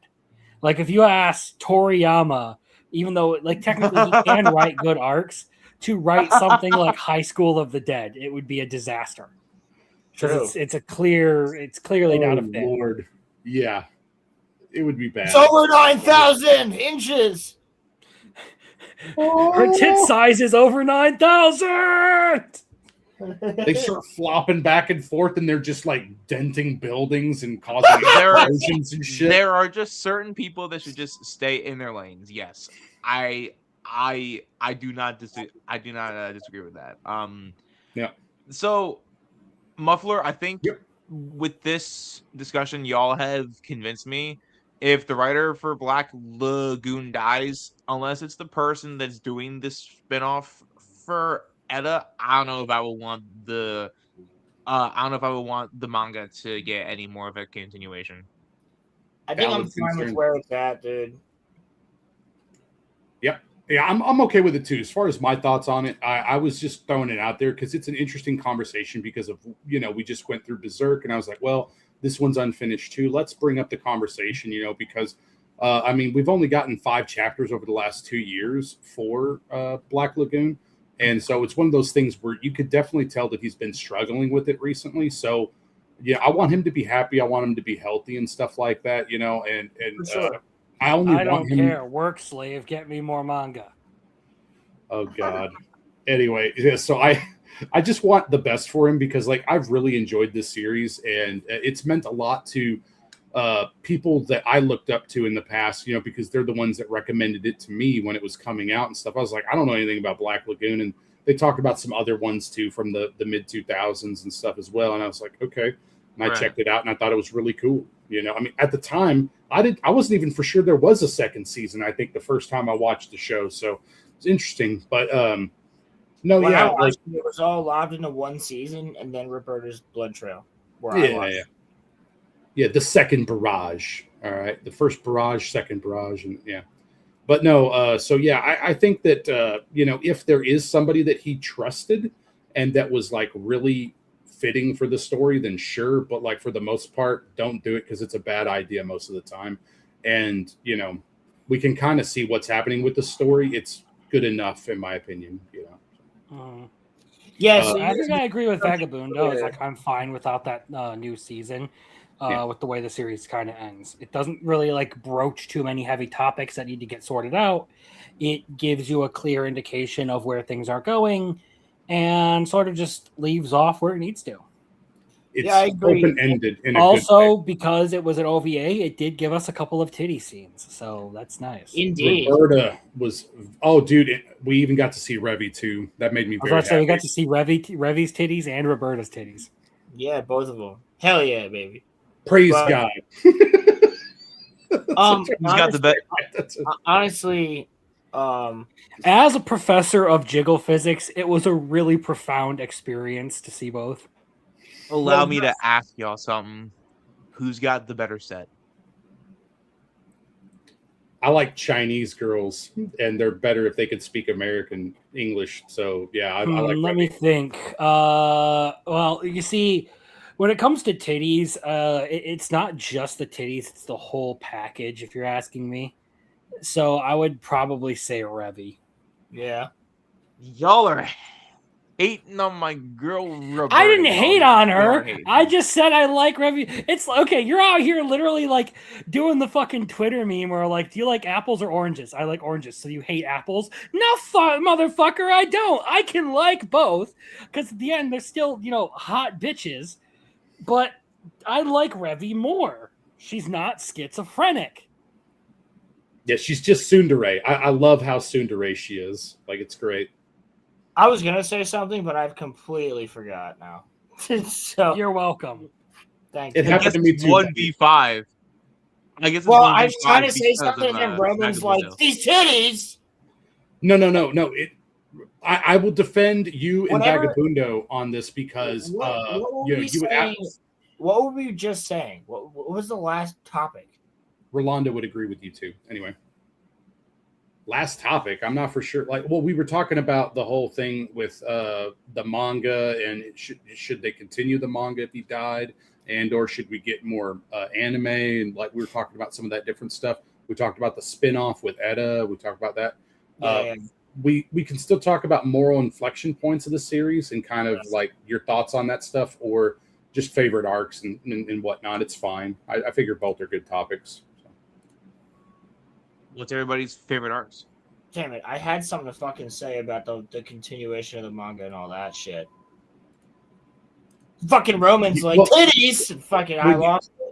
You were talking. The last thing you mentioned was about a movie, and dude, I haven't talked in like 30 minutes. That's why I've been holding this thing. Yeah, that's why we've all been happy. Yeah, I'm sure. Damn. Shots fired. Damn. No, it's all good. It's all good. But yeah, no, yeah, dude. I mean, hold on. There's a Mexican in the chat or in the stream. You talk about Roberta enough, and he'll appear. Let me give his introduction. I'm leaving now, bro. The legend from Texas decided to show up to work today. Don't judge his appearance or showing up late impacting your perception of his performance while working. The man is a resident horse expert. It's mostly useless, but if we don't bring it up, he'll complain. Say hello, Rolando. Okay. Hola, Rolando. mis amigos. ¿Cómo están? Rolando, you get a choice between Centaur Wife or Roberta. Which are you choosing? Roberta, because that's more likely to happen. My dog. You are my homie. You are my homie. She may fucking 4 years Roberta's hot and you wouldn't watch the show, so you can't even fucking start to be a Roberta simp. When I've told you for years that Shut up, like a simp. Roberta may smash my skull in, but I'll be happy through the process. I'm the OG fucking Roberta simp. I have an actual edit. Roman, I have an actual edit. You can go on Rolo_films on Instagram right now. Scroll down years ago to where I literally have an edit of Roberta fucking up the bar and chasing them in the car. And I sent it to you. Roland, I can say whatever I please because I was on time tonight. Okay? God. Wow, both of the Rolands were late. Anyway, R&R. Okay, hold on. I'm gonna attack this real quick. That's a fallacy to an argument. Me being on time has no regard over the fact. Bro, why are you taking it so serious? I've been a fucking. Shut the fuck up! You just got here. Fuck you! I don't give a fuck. You're not gonna tell me to shut the fuck up just because you get hurt, you motherfucker. I am going to tell him to shut the fuck up because he's sitting there in chat. You can shut the fuck up because look, dude, how you going to get all bitchy to your friend and shit? Oh, wow. They need to go in timeout for a little bit. That's too many F-bombs in a short amount of time. You end up with a red flag on Reddit. It was lithium and water right there. They were about to It was literally like it was literally like It was literally like the Daredevil episode last night. There was like 27 F words, bro. It was crazy. But yeah, but no, so I'm sorry. Let me talk. Like, we're fine, dude. I'm chill. Like, I'm literally was just fucking with Roman for a second. But also, like, you can't just come in popping off, dude. Like, you don't even know. What I was saying was, yeah, earlier I said something because Roman's in chat immediately making jokes about me being late when my Discord's not working. So, yeah, I made a joke when I came in. Whatever. I'm chill, though. I just made a joke back when I've been telling you to watch this show for years, and you haven't. So you ain't the fucking Roberta, bro. That's my joke. Jesus, Rolando. You're just jealous that she would choose me over you, homie. Roman, no one has chosen you. Well, I mean, you are closer to a communist dictator than no one has chosen me either, buddy.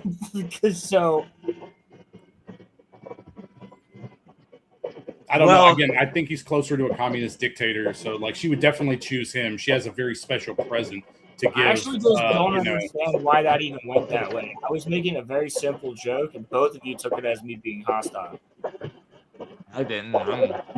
I'm chilling, dog. I was going to say Rolando just got off work. You could tell he's in his vehicle, so that's probably why, you know. Why did Roman also just come at me then? I go and she would choose me. That's hostile. I'm not saying she would choose anybody. I'm just saying I fucking told you to look at her years ago. Homie, I was making a joke. Calm your nose down, dog. I am the captain now. It's still hostile, Roman. Hostile, agile, by the way, Rolando, I did just mute you because you got like noises coming through your mic. So He's driving. It's all good. It's not personal. It's just No, it's personal for me. I don't know, man. You're smacking in the mic, sir.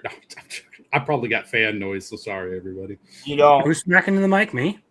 Yeah, I was joking about you because it sounded like you were eating food.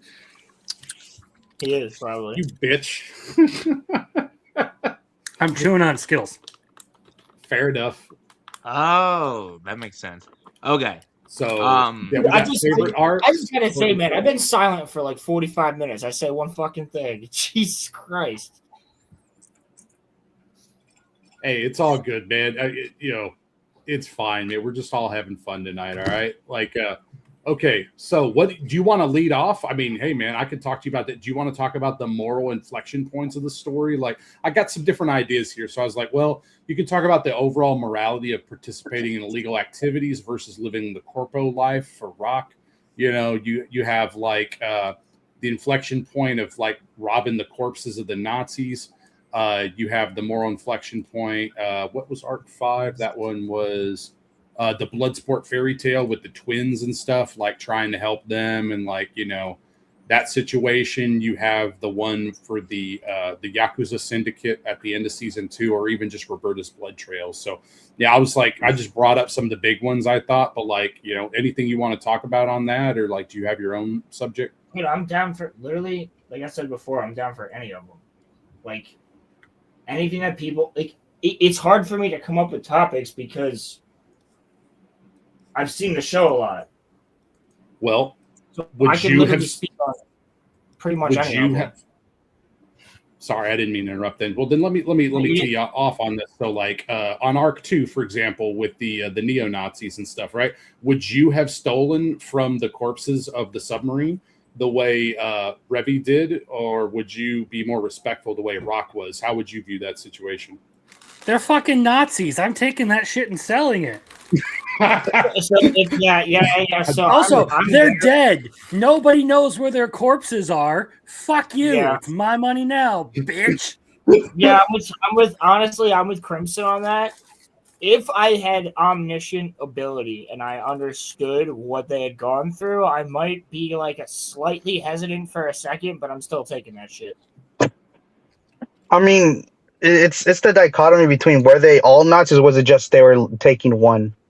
They were just soldiers, basically, of a submarine, weren't they? There's a difference between most of those crew, I believe, were Wehrmacht, which were just like the standard German army, and there was one SS guy. Yeah, the SS guy would maybe do horrible things to his corpse, but yeah.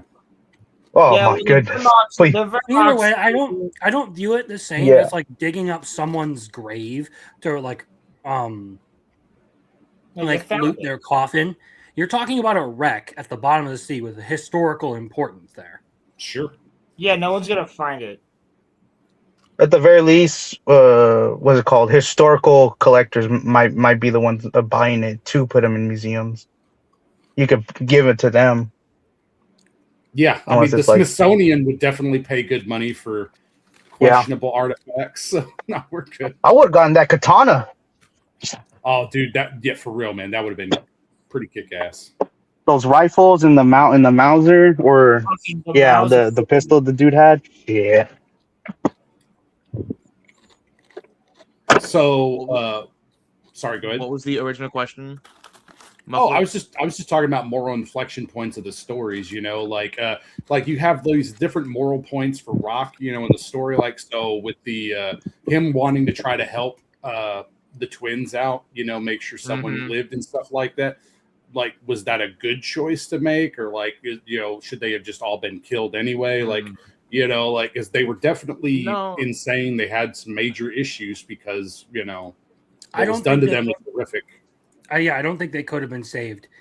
I believe that the sister, Sora Maya, responded well to Rock because he's like one of the few people who ever treated her nicely.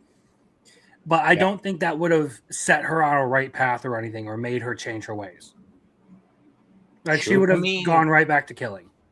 When it comes to like taking to basically like in a word, like desecrating the, you know, corpse of a Nazi, there's a few ways that I would view it myself if I was in that situation. So would I hesitate from the standpoint of essentially stealing from a dead body? Yes, I would. But then I think to myself, if I know kind of like what Roland said earlier, like if I know like who they are, what they did, I wouldn't feel that bad about it. So, um, in that scenario, I do appreciate Rock's morality there, but in that particular situation, I think I'm actually Revy there. I think That's kind of my view on it. in reality, I'd probably be perfectly okay with looting the corpse of an SS soldier. But I guess the standard German army were not nearly as bad as the SS. The SS were actually the ones who were involved in all of the regime's dirty, evil deeds. And like there are a bunch of stories about how towards the end of the war, a lot of the like standard German army, the Wehrmacht, actually helped fight alongside the Allies against like SS fanatics. Yeah, they did. Yeah, there was a famous story like that. How a small group of American soldiers and a group of German Wehrmacht soldiers and some French political prisoners held a castle against an SS attack because none of them wanted anything to do with the SS. Yeah, pretty much. Yeah, so that was the point of those characters, and that's like as. Listen, I love World War II history and things like that, and I've studied it for 15 years, ever since I was like old enough to actually understand and read a computer and all that other stuff and take notes. So I was like 10 years old. Like I love the history of World War II, just love it. I find it so interesting. And with the Wehrmacht, you had multiple sects that even during the war, we're trying to undermine it from the inside out, best they could. But like you got to give it to the Germans; they were just so lockstep. They were too good at what they did.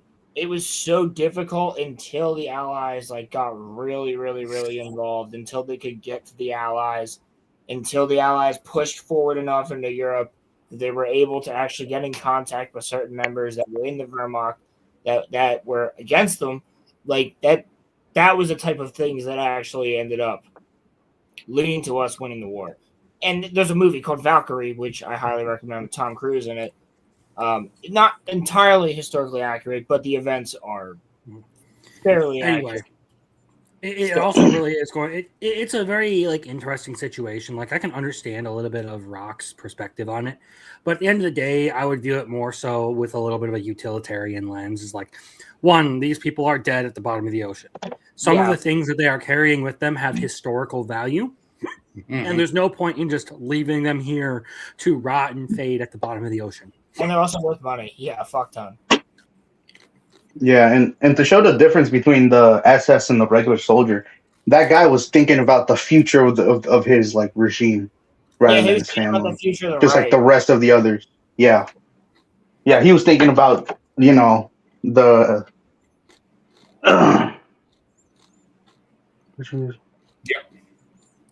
Touche. Yeah. They were of a different religion, but they were just because they were labeled as that. Exactly. Yeah, and it just shows like the other guys, they were thinking about their families, that they won't be able to see them again. Yeah. At the end of the day, I feel like in that situation, I probably would have been Revy both times, but I'd be a little bit more conflicted about just the normal soldiers versus like, oh yeah, you know what? I'll take the memorabilia off the SS guy. Fuck him. He was involved in awful heinous shit. Yeah. Doesn't deserve it. I'm taking his whole uniform and selling that shit to the fucking Smithsonian. Like shit. Yeah, I'm fucking just fix it up and keep it for yourself. Yo, for real, intact SS uniform. You know how much money that would be worth? Holy shit! It'd be great at costume parties. Oh no, it wouldn't. Obergruppenführer over here. Or maybe just go as the Japanese imperialist guy. Dude, honestly, it's the same thing. If I found a Japanese sub, same thing, dude. I'm taking all that shit. I'm selling it, except for the katana. I'm keeping the ceremonial katana. Unfortunately, it doesn't show on the StreamYard side, but Readout Productions did follow up with a little bit of commentary on the thing I was talking about, leading to the greatest, strangest, wildest battle of World War II, Castle Eater, where a Sherman tank crew teamed up with the Wehrmacht and VIP European prisoners to fight the SS. It was one of the last, it was like right at the tail end of the war there, where everything's collapsing. And that sounds sick as fuck. That would be really cool. There's so many stories that could be made into movies, but then people would call them ridiculous. No, people would call them racist somehow. Either way, I do like a lot of There's the no black people in this movie about. To move back a little bit more to Black Lagoon here, because I do want to keep it on topic. I do like a lot of those like inflection points that we get throughout the series, and it's something that we kind of touched on when I was talking about how like not every one of them ends in tragedy. We can go to like Bloodsport Fairy Tale, where like those kids, I don't think there was any saving them in that situation. Not that I would be like okay with, you know, like that one really has me conflicted because, like, again, you see how Soramea sort of, you know, responds to like Rock actually like treating her like a human and being nice to her. But she's off her rocker and basically a trained killer at this point, someone who enjoys what's going on there. At the very least, she'd be spending the rest of her life in some sort of mental institution, if not being back out on the streets killing people more and more and more. Yep. Well, I don't think there was any good resolution to that whole situation. It was just fucked all the way through. At that point, she's literally just like, she's like cackling. She's laughing. She's enjoying what she's doing in every way, shape, or form. It really like fucked me up when like right at the end of their conversation, she's like, and this is a thank you to you, and she starts like lifting up her skirt, and Rock just like fucking runs out of the room. Like, I can't take this. This disgusts me, like everything that's happened to this. Yeah, she's I've got an interpretation. I forgot about that, dude. She's trying to do some crazy shit.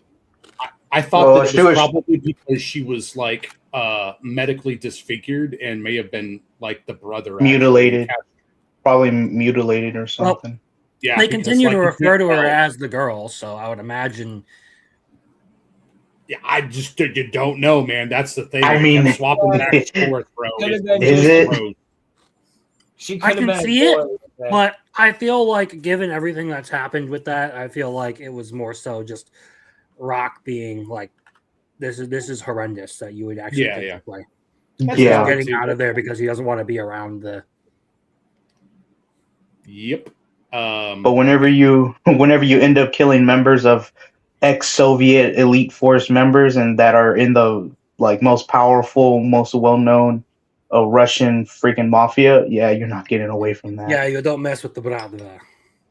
Yeah. But I like it. What did you think about? Because like I don't think that Rock had like a strong moral stick. Because like if you look at the first, so Rasta Blasta was when we were introduced to Roberta because she was trying to find the young master. So that one really wasn't one where it was really focused on like the morals or anything. Really, it was just trying to help her find him as she like waged destruction.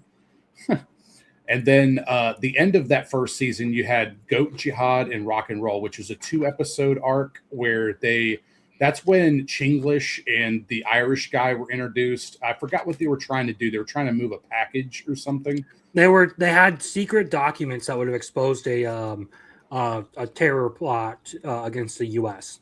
Okay, that's right. All right. Basically, they had all the information they needed to bust the conspiracy wide open. So they were trying to get it Chang was trying to get it to the U.S. Okay. Yeah, because then that's when you start getting more into the rip-off church and stuff too. So a lot of different pieces were introduced, I'm pretty sure, around there. So, Okay. But that one, again, did not strike me as one that was like super moral. It was, again, more of those action, like, hey, we're doing some stuff. Bring Back Jane, I guess maybe you can argue that one had some moral, because it's like, well, whether or not you should be creating counterfeit money, but well, they've done a lot of other stuff. So again, I didn't see it that way, I guess, personally. That one just seemed like another one of those, like, I guess, low complexity, like crime things. Like, okay, it's counterfeiting, whatever. We're gonna make money. To say this, honestly, if you ask me right now, if I would hand over that painting at the end of that job, probably not. Yeah, no, because he wants that, ideology to keep going. No, I would keep it. Yeah. Same here. Interesting. I mean, straight up, his banter with freaking with Dutch was the best shit ever. Holy crap! Bro, I sincerely wish you were, there's a whole born white or whatever. I sincerely wish your kind would be expunged. Oh, that's right. Yeah. Yeah. Yes. That's right. It's fucked up, bro. Yeah, bro, that shit's crazy. But like, there's a whole episode of It's Always Sunny in Philadelphia where they accidentally burn one of those paintings, and I'm like, no, I would have kept that shit. Fuck. Got rid of it myself. Fucking gave it to the government. I think that I was don't know. the implication. There's the word I'm thinking of. That Alpha Omega was like putting to this is like that painting contains documents that probably would have exposed people who committed war crimes but never faced justice for them. Oh, well, Yep. then I would Yeah. destroy it. Yeah. All right, I then, missed yeah. that part. I dipped off for a second. I went to the bathroom. Either way, like a lot of these actually have some like not a lot of these, but like there are a few of them in here that have some very interesting inflections. Basically, they make you actually think about what's going on. I like the Gangster's Paradise. I liked Would you have tried to save her too, the way Rock did? And like what did you think about that situation? And then also with the negotiations and stuff too, because he kept trying to inject himself to try to protect them as much as possible, and things went south anyway. Personally, it would have been my view in that situation to where all I could do was just, give the advice that I could give. And after that, it's up to the person to decide. That's kind of how I've always viewed things. Is I can't govern someone else's life. I can only like give them advice and try to, coax them in a direction. If they don't want to heed that advice, there's nothing I can do. And I'm not going to try and push the issue even more because that's not going to help. Fair enough. I think once she had made up her mind to do all that stuff, I don't think there was anything Rock could have done. That was probably the ending I could accept it, because before all of that, before she had continued to lead the group, be a part of it, basically plan it out with them, basically tying herself to it. I was like against Bella Lyka, basically just like, because I thought, what if she doesn't get into the group and then Bella Lyka still like destroys them? I would have probably have hated Bella Lyka. But that it didn't go that way, and it was so much understandable because she basically kept going. Yeah. I think it's interesting that she had that moment of reflection, too, at the end, too, when she realized that it shouldn't have been her in charge of the group, per se. She should have just gone away with the person that she actually loved and been happy instead. Yeah. Okay, cool. I just wanted, and also Alpha Omega, that is funny. I did not know that about the manga. I'm just going to point that out real quick. Yeah, I saw it. Yeah, Alpha called him. Yeah, he does. He does, actually. I did see a meme of that. Yeah. I guess it wouldn't be a meme, but a picture. What was... Sorry, go ahead. No, go for it. I was just going to say, so I think that pretty much covers all the moral stuff. I mean, I think that Roberta getting revenge and trying to stop this Terminator is pretty straightforward. It's just really interesting and like more drama filled than having like moral complexity per se. I guess you could talk about Rock's point of how he's trying to like manipulate people and, get a desired outcome and the morality around trying to do something like that and getting played anyway. But I don't know. Did anybody have any comments on that with Roberta's blood trail? Or it was very interesting to see like Rock become as dangerous as he does, like in that part of the series. Like if someone can read the situation that far out and prepare for everything that goes on and read people like that, that's not the kind of person you want to pick a fight with. No, you don't. No. Yeah, true. Because if he has the resource, if someone like that has the resources to deal with a situation, they're gonna be able to solve any problem that they have. That's likely why Chang and Balalaika are the top dogs in their areas, because they are the exact same kind of persons. They can see that far out. So it's very interesting to see Rock sort of like fit into that same niche as them, to where like he with the proper resources, with the proper resources, basically he would be able to like make the same kind of moves that they would make. And that's I guess that's one of the terrifying things that Revy sees in that, is like as he actually like sort of like crosses over and is no longer sitting on the fence and is like committed to this lifestyle, it becomes far more utilitarian.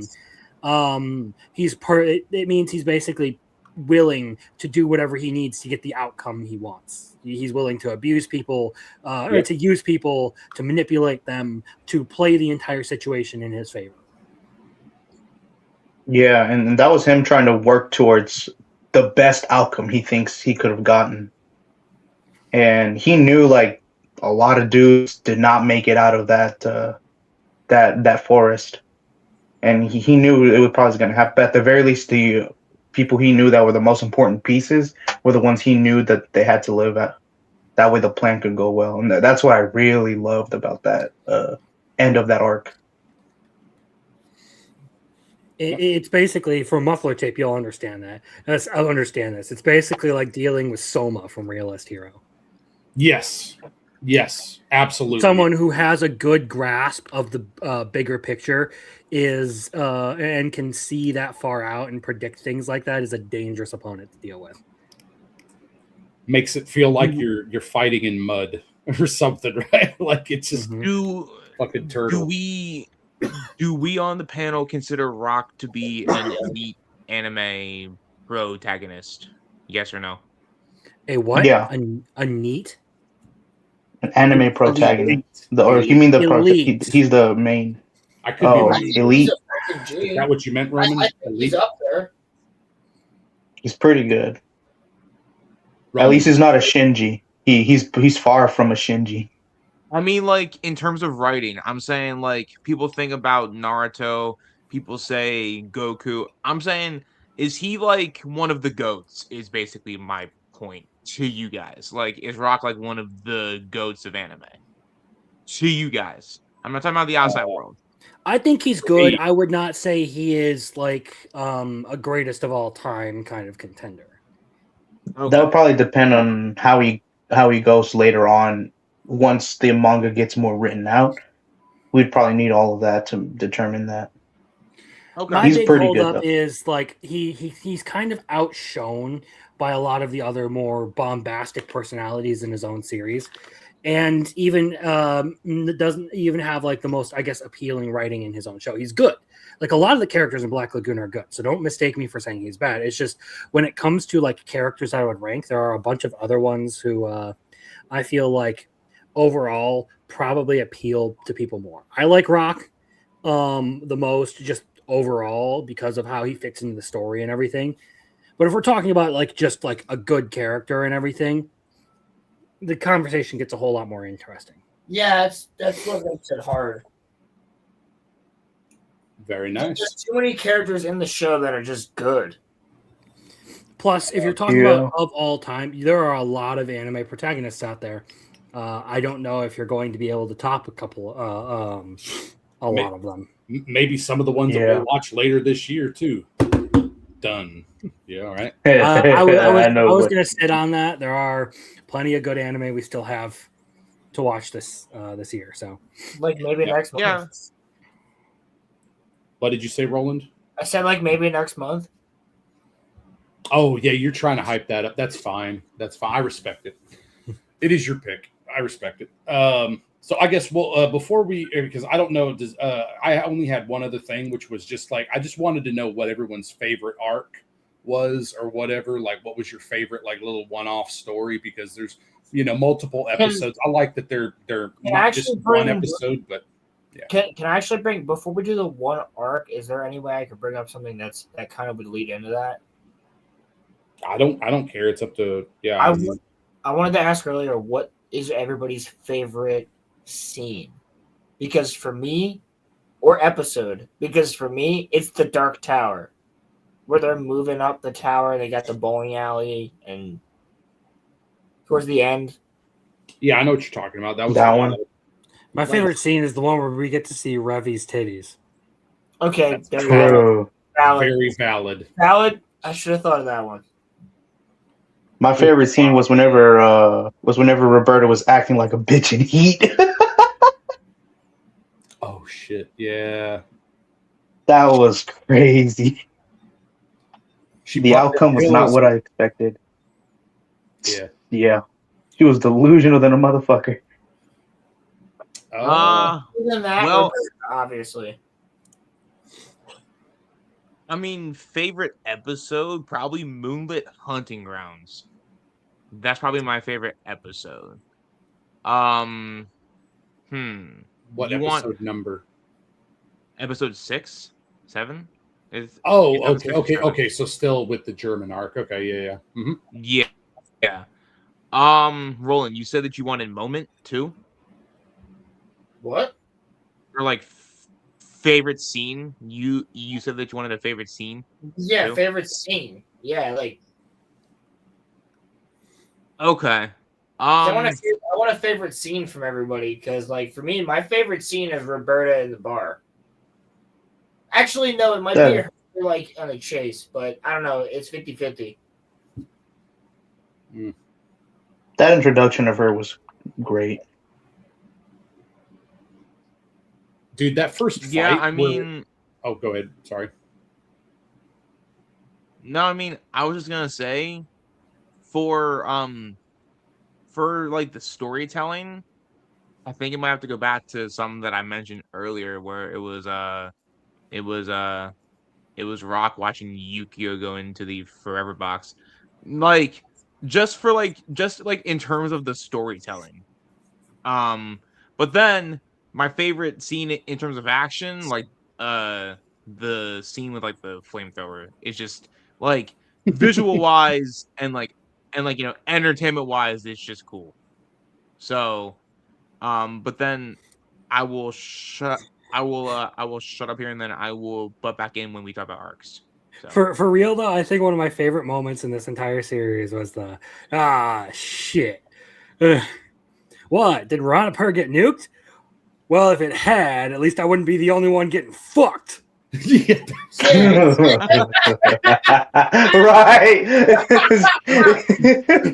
It's because his boathouse was fired. Someone's burning down my boat. Someone's burning down my dock. He was so. Yeah, that's Doc and Benny, right? They're both like, what the fuck? That first time that, because I'm torn between the duel with Revy and Roberta, the first one, where they go into like the shipping container area or whatever. And I remember just like breaking loose, and they're like, "What the hell is even happening?"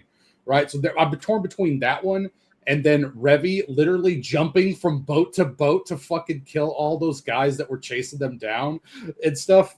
Just completely taking out each boat and everything, and just their reactions. Just, oh my god, dude! I actually like that when she was. I actually think one of my favorite parts of the show is just Dutch's reactions. Motherfucker! God damn it! You sons of bitches! How many times do I have to tell you, Revy? Like it's just fucking great, dude. He's like Jet Black from Cowboy Bebop. They are actually what this crew is. This crew is just Cowboy Bebop on overdrive. Well, in the 90s. In the 90s. So yes. Well, yeah, for sure. I agree with that, and I was gonna bring that up because, like, I love Jet as a character, and I do love in the 90s. Nice, and I do love Dutch too. I like both of those characters quite a bit. That moment where it's like, what do you think, Revy? You gonna, it's like black. It's always black or whatever, right, dude? Yellow or yellow. Yeah, black or yellow. Yeah, it's like, black and yellow, black and yellow. Gives him the gun, and he instantly. It's not really much of a game. I'm putting it on black. Yeah, correct. Oh, dude. Anyway, well, yeah, I guess that's all I had, and then I guess arcs or just we can move on to final scoring. I don't really care. Like, I don't have anything else. I mean, I really loved, maybe because I had fun in Discord with the fellas watching it, but I really did love the German arc. But then from a favorite arc that I watched on my own, probably the stuff with the Yakuza. That was fun too. That was cool. The Yakuza one was good. I actually like that in the English dub they had were using the multiple languages and stuff. Yep. That's how it is if you watch it without subtitles. It's really freaking cool. Yep. I was gonna probably agree with the Gangsta Paradise arc because for one, it's the longest arc, but two, it just has at first when I was rewatching, I forgot how long the arc was when I was watching with Rolando, and I was like, "Holy shit, this arc's not over with yet." And I was like, "Oh wow, so this is and I forgot." And when we had rewatched it and everything, it was like a full 5 episodes. I'm like, "Don't worry, man, the pain is still going to happen and stuff." Right? It just kept going and stuff. I like that one quite a bit. I mean, because again, I think that's what influences the story going forward and kind of Rock and Revy's relationship personally. But yeah. And it had Roberta's best outfit, I would say. Revy's. Fuck, she looked cute in that shit. Yeah, she looks so cute dressed up. Which outfit was she wearing for that one? Well, she was black tee and a skirt with leggings. Yes, yeah, that shit was sick. Japan. Yeah, she looked hot.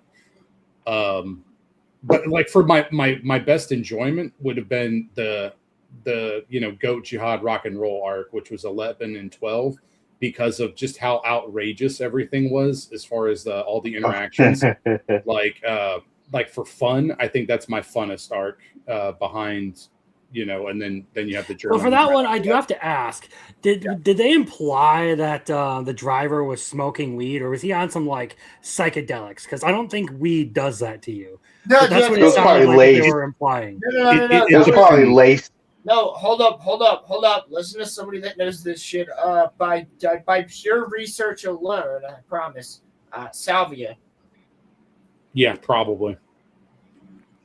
It was a specific strain. That's not a strain. That's a different substance. It's a different thing. Oh, okay.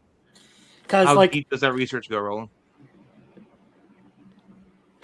In depth. Let's not comment on that. Let's not leave a record. Okay. Yeah. But listen, I find it interesting. I'm not kidding. I really do. Let's not talk about drugs. Either way, they made this whole thing about how he was smoking weed in the car. Yeah. And they come back, he's fucking hallucinating the whole time he's driving. I'm like, I've never really done this, but I don't think you're supposed to hallucinate when you do marijuana. It was so debilitating that he had to go to the loony bin or a hospice place, and Ching was just going on her own. When you eat it, been smoking it.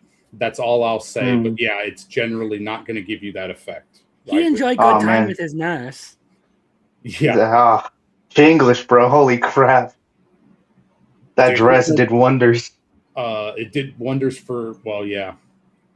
I'll just stop what I'm going to say. But yes. It's funny to have a character like her being kind of stereotypical, very good with knives, and that's the one she chooses because she loves the feeling of cutting people. Dude, there was literally a chainsaw bitch, man. Nothing surprises me in this anime, okay? Chainsaw bitch. Well, she was the cleanup girl. I'm aware. I'm just saying, fucking she wanted to everything just rolling up on people and shit, man. Yeah. She wanted to do more, but it wasn't for her. Yeah. When she emotionally just fucking broke down after her device that she uses to talk because her throat was cut out years ago. She just broke down and lost it. You mean to tell me that I can't talk right now? This is infuriating to me.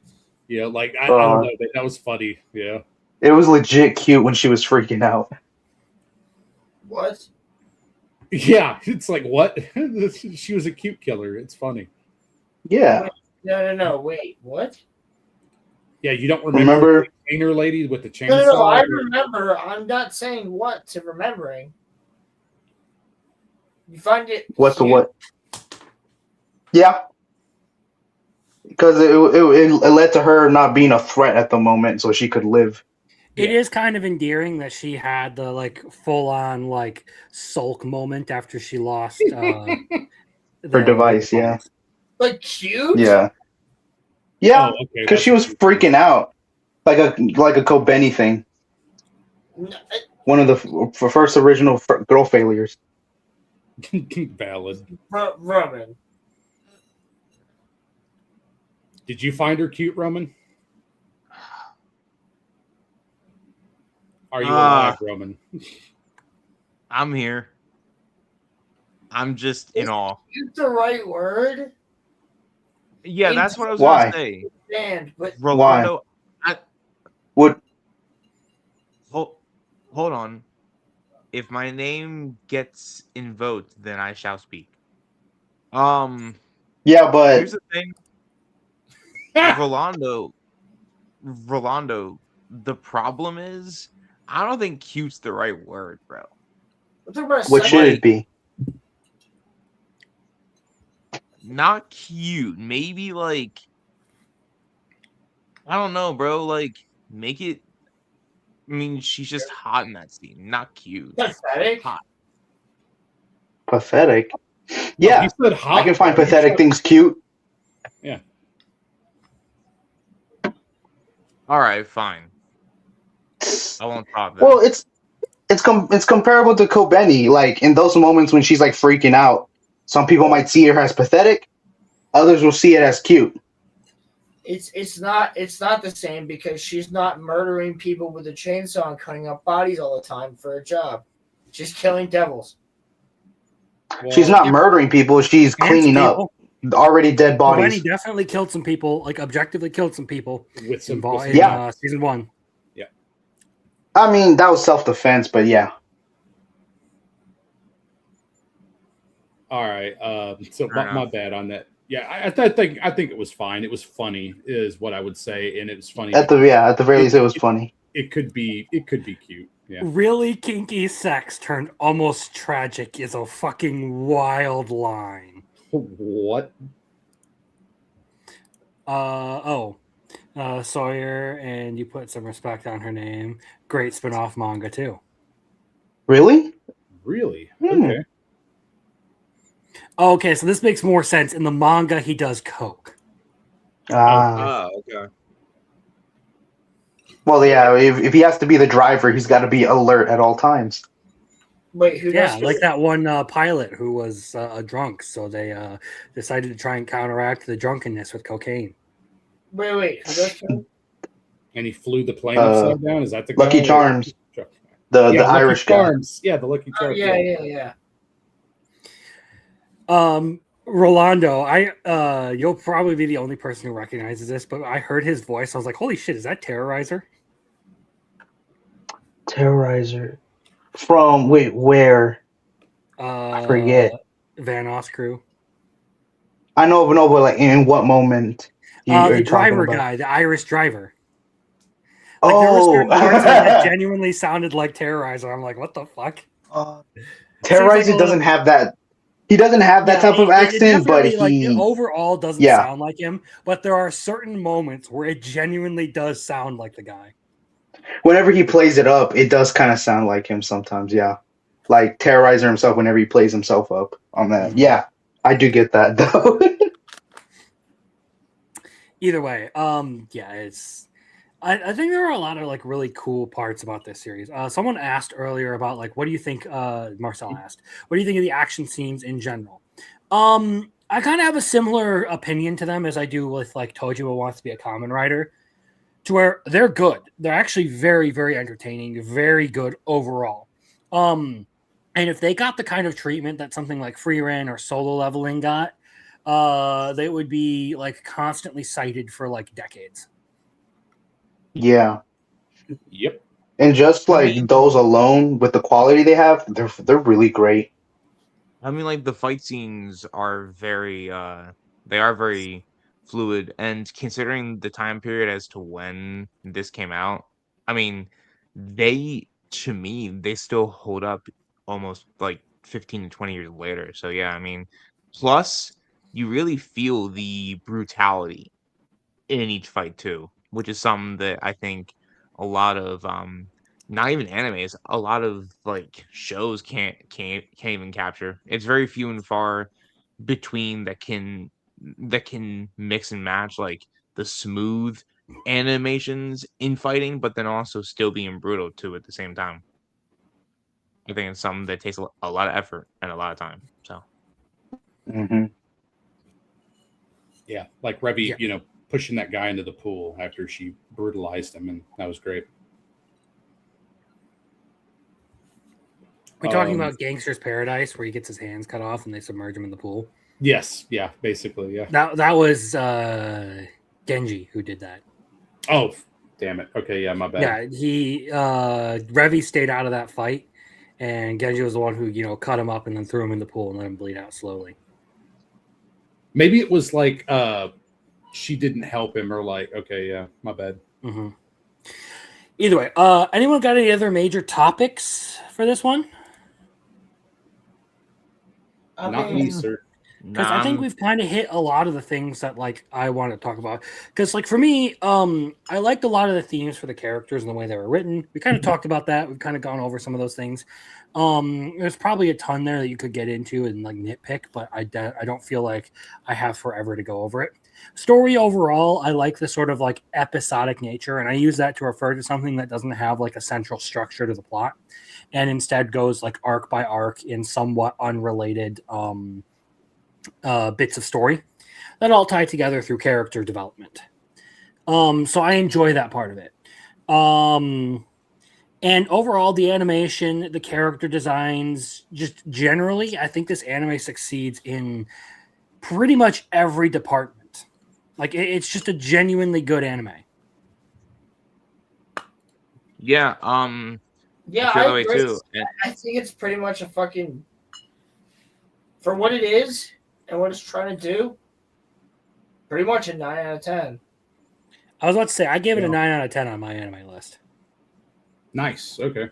Yeah, because I was going to say I think you guys need to go about and do your rankings as far as that goes, because Yeah, 9 out of 10. I don't have anything on me, but I think you're using letter grades, right?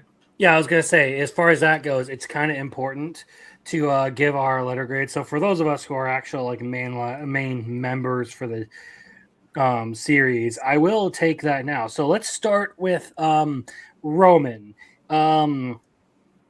I guess like letter grades, F to A, with a C being kind of neutral. How do you feel about this series? well, I just for clarification, I can't give pluses or minuses, right? They don't really matter in the grand scheme of things. No, if you want to, go ahead. If you have some like nuance to it, but like I'm No, that's gonna, fine. I'm just gonna. If you want to say an A plus for it, go ahead. But I'm still just gonna count that as an A. No, that's fine. I'll just give it a normal A. That's fine. Woohoo. I'm cool with that. Okay. Roland. So, I'm going to go ahead and say I'm going to give it an A plus, because if it had continued,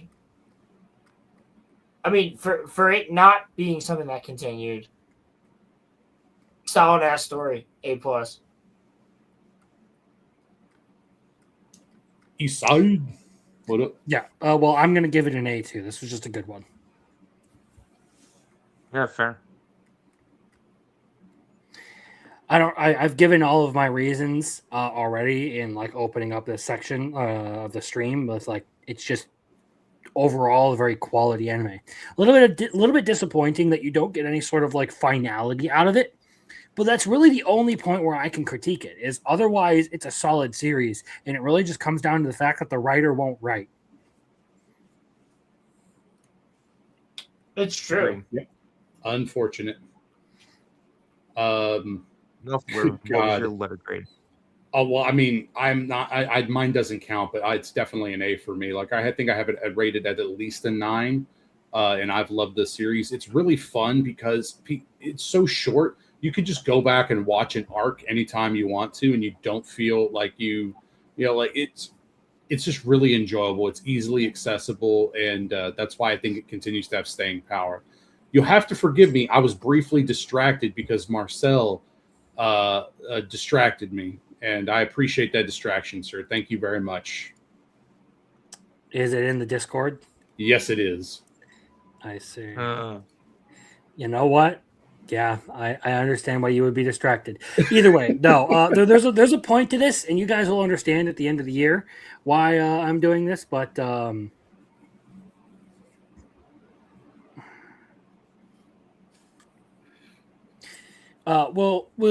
be relevant later. Anyway, anyone have anything else they want to broach with this anime before we close out for the night? Not really, buddy. I did. I just wanted to say, Alpha Omega, you're awesome, bro. You've had a lot of really good commentary, and I appreciate the feedback around the fact that there's 13 volumes out there. Like again, we thought about it. It may be something I pick up and read at some point just to get current. I see it at my local Barnes and Nobles every time I go there. Well, I was gonna say not even just Alpha Omega, but like Runaway Vagabond and all them, and basically like Alpha Omega, Redoubt, Marcel, Vagabond, like everybody was kind of killing it tonight. Just a great chat. We had a really good conversation, guys. I had a lot of fun. Yep. This is one where I don't feel like you need to delve too deep into things that are happening, because where it really succeeds is character writing. Yes. Like, you don't need to think too much about like any sort of like metaphorical stuff. You don't need to think too much about like the quote unquote themes and shit kind of stuff. It's literally just you're looking at well-written characters, you're looking at a good story, and you're looking at a sexy chick with guns. So I do wish Hollywood could crack. Sorry about that. No, I was just saying I do like me a sexy chick with guns. Yeah, you just wish Hollywood could, crack the fucking code and stuff. But until then, I'll be happy to have Revy. Thanks for tuning in for as long as you did, Vagabond. I appreciate it, man. Thanks for hanging out, brother. Vagabond, before you leave and dip off for a second, I'll be in touch with you. I want to ask you a couple questions about certain things. Oh, this man's going south for the winter. What? Yeah. One of my faves. Even got the Sukaja and Revy jacket they sold years ago. We'll post in the Rolo Discord. Nice. Hell yeah, dude. And of course, we got the Revy. Come on, guys. Revy.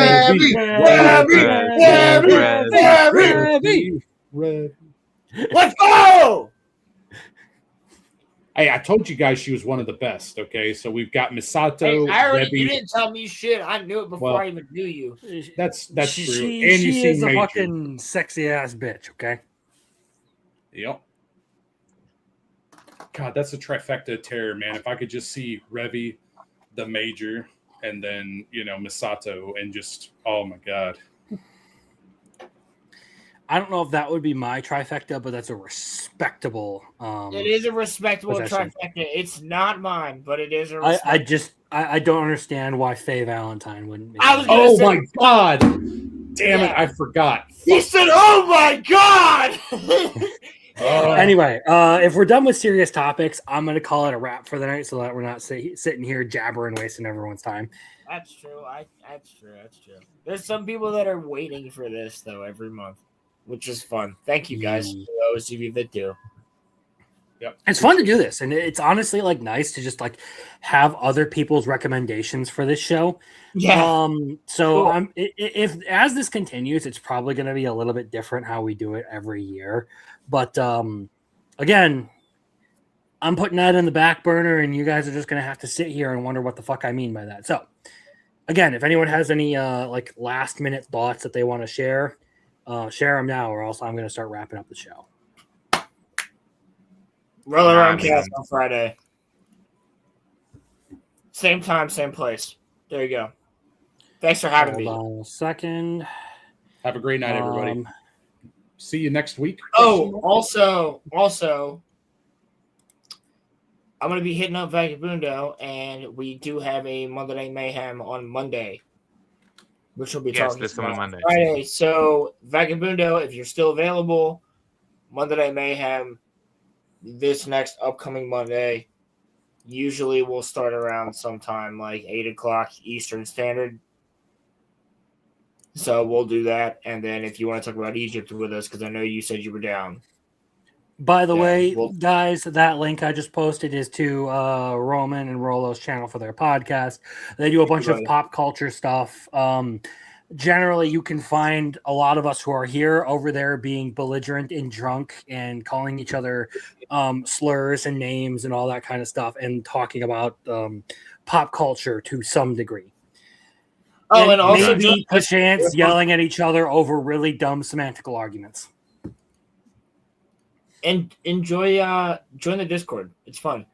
There's that, but also I'll link it right down below. Like they said, they got their Monday link Night it. Mayhem stream coming up. So that'll be this Monday, right, guys? This upcoming Monday. Yeah, it's one Correct. Monday every month. So it'll be next week. And then also there is another Fictionology next week for the comedy stuff. We're going to be going over a couple of short anime. That is Fooly Cooley, Golden Boy. And then one of the worst anime ever created, Garzy's Wings. So we are going to tear something in, like not just one new asshole. We're going to tear it like 5 new assholes. It was bad. Otherwise, it's going to be a chill Fictionology. Yeah, another orifice. Yes. Tear some new orifices, if you will. It's just going to be a chill Fictionology, so there's that. Otherwise, the big announcements for me are basically we have they have their Monday Night Mayhem. We have another Fictionology coming up next week. I have chat open mic night on Saturday, so if you want to come talk about the seasonal anime and stuff that are out there, you are welcome, so long as you're someone that I recognize from chat and can verify. So I'll go over that. I'll be there. Either way, we're going to be going over the end of winter and the beginning of spring. And then at the end of April, we have the official next Fictionology, number 19. And this is Roland's pick. So, without further ado, I hope you guys have a good night. Y'all, thank you. Wait, should we set it up? Should we set up what the next pick is or no? Don't worry about play it. an outro, I think. Okay. Yep. Hold on. Okay, I got you. I just want to say, if you guys want, you guys can come over to my main channel. I've been putting out the Fantastic Four videos, and I'm fighting YouTube right now for all 3 of the videos because I got blocked. Now, God dang. Was it Warner Brothers? It was, believe it or not, actually, it was not. It was actually Disney. Disney actually blocked me. Weird. Yeah. But the point is that if you guys want, just try to, if you guys feel like helping me out, go and give me a sub. I worked really hard on those videos, and I would really appreciate if you guys would just give me a sub because YouTube is pissing me off. So that's all that I had to say. Give me a second here. Yeah, he has been working on these videos for like 2-3 months now. Yeah, and to see that every one of them got blocked is pissing me off. Only people in the US and Canada can see them. So, yeah. Chill in the Discord. There you go. Canadian Rolando. Yep. There is the link to Roman's channel in the chat there. You guys can all use that Thank you. if you want to go sub to him. Otherwise, we're signing off. I'm at the bottom of a bottle of meat here. So it's time to start ventilating this room. It's getting toasty in here. So thank you all for tuning in. I appreciate it. Hope to see you in these next couple of streams that are coming up. They're going to be fun. And hopefully at the end of the month, where we are going to be talking about this anime. Have a good night, everyone.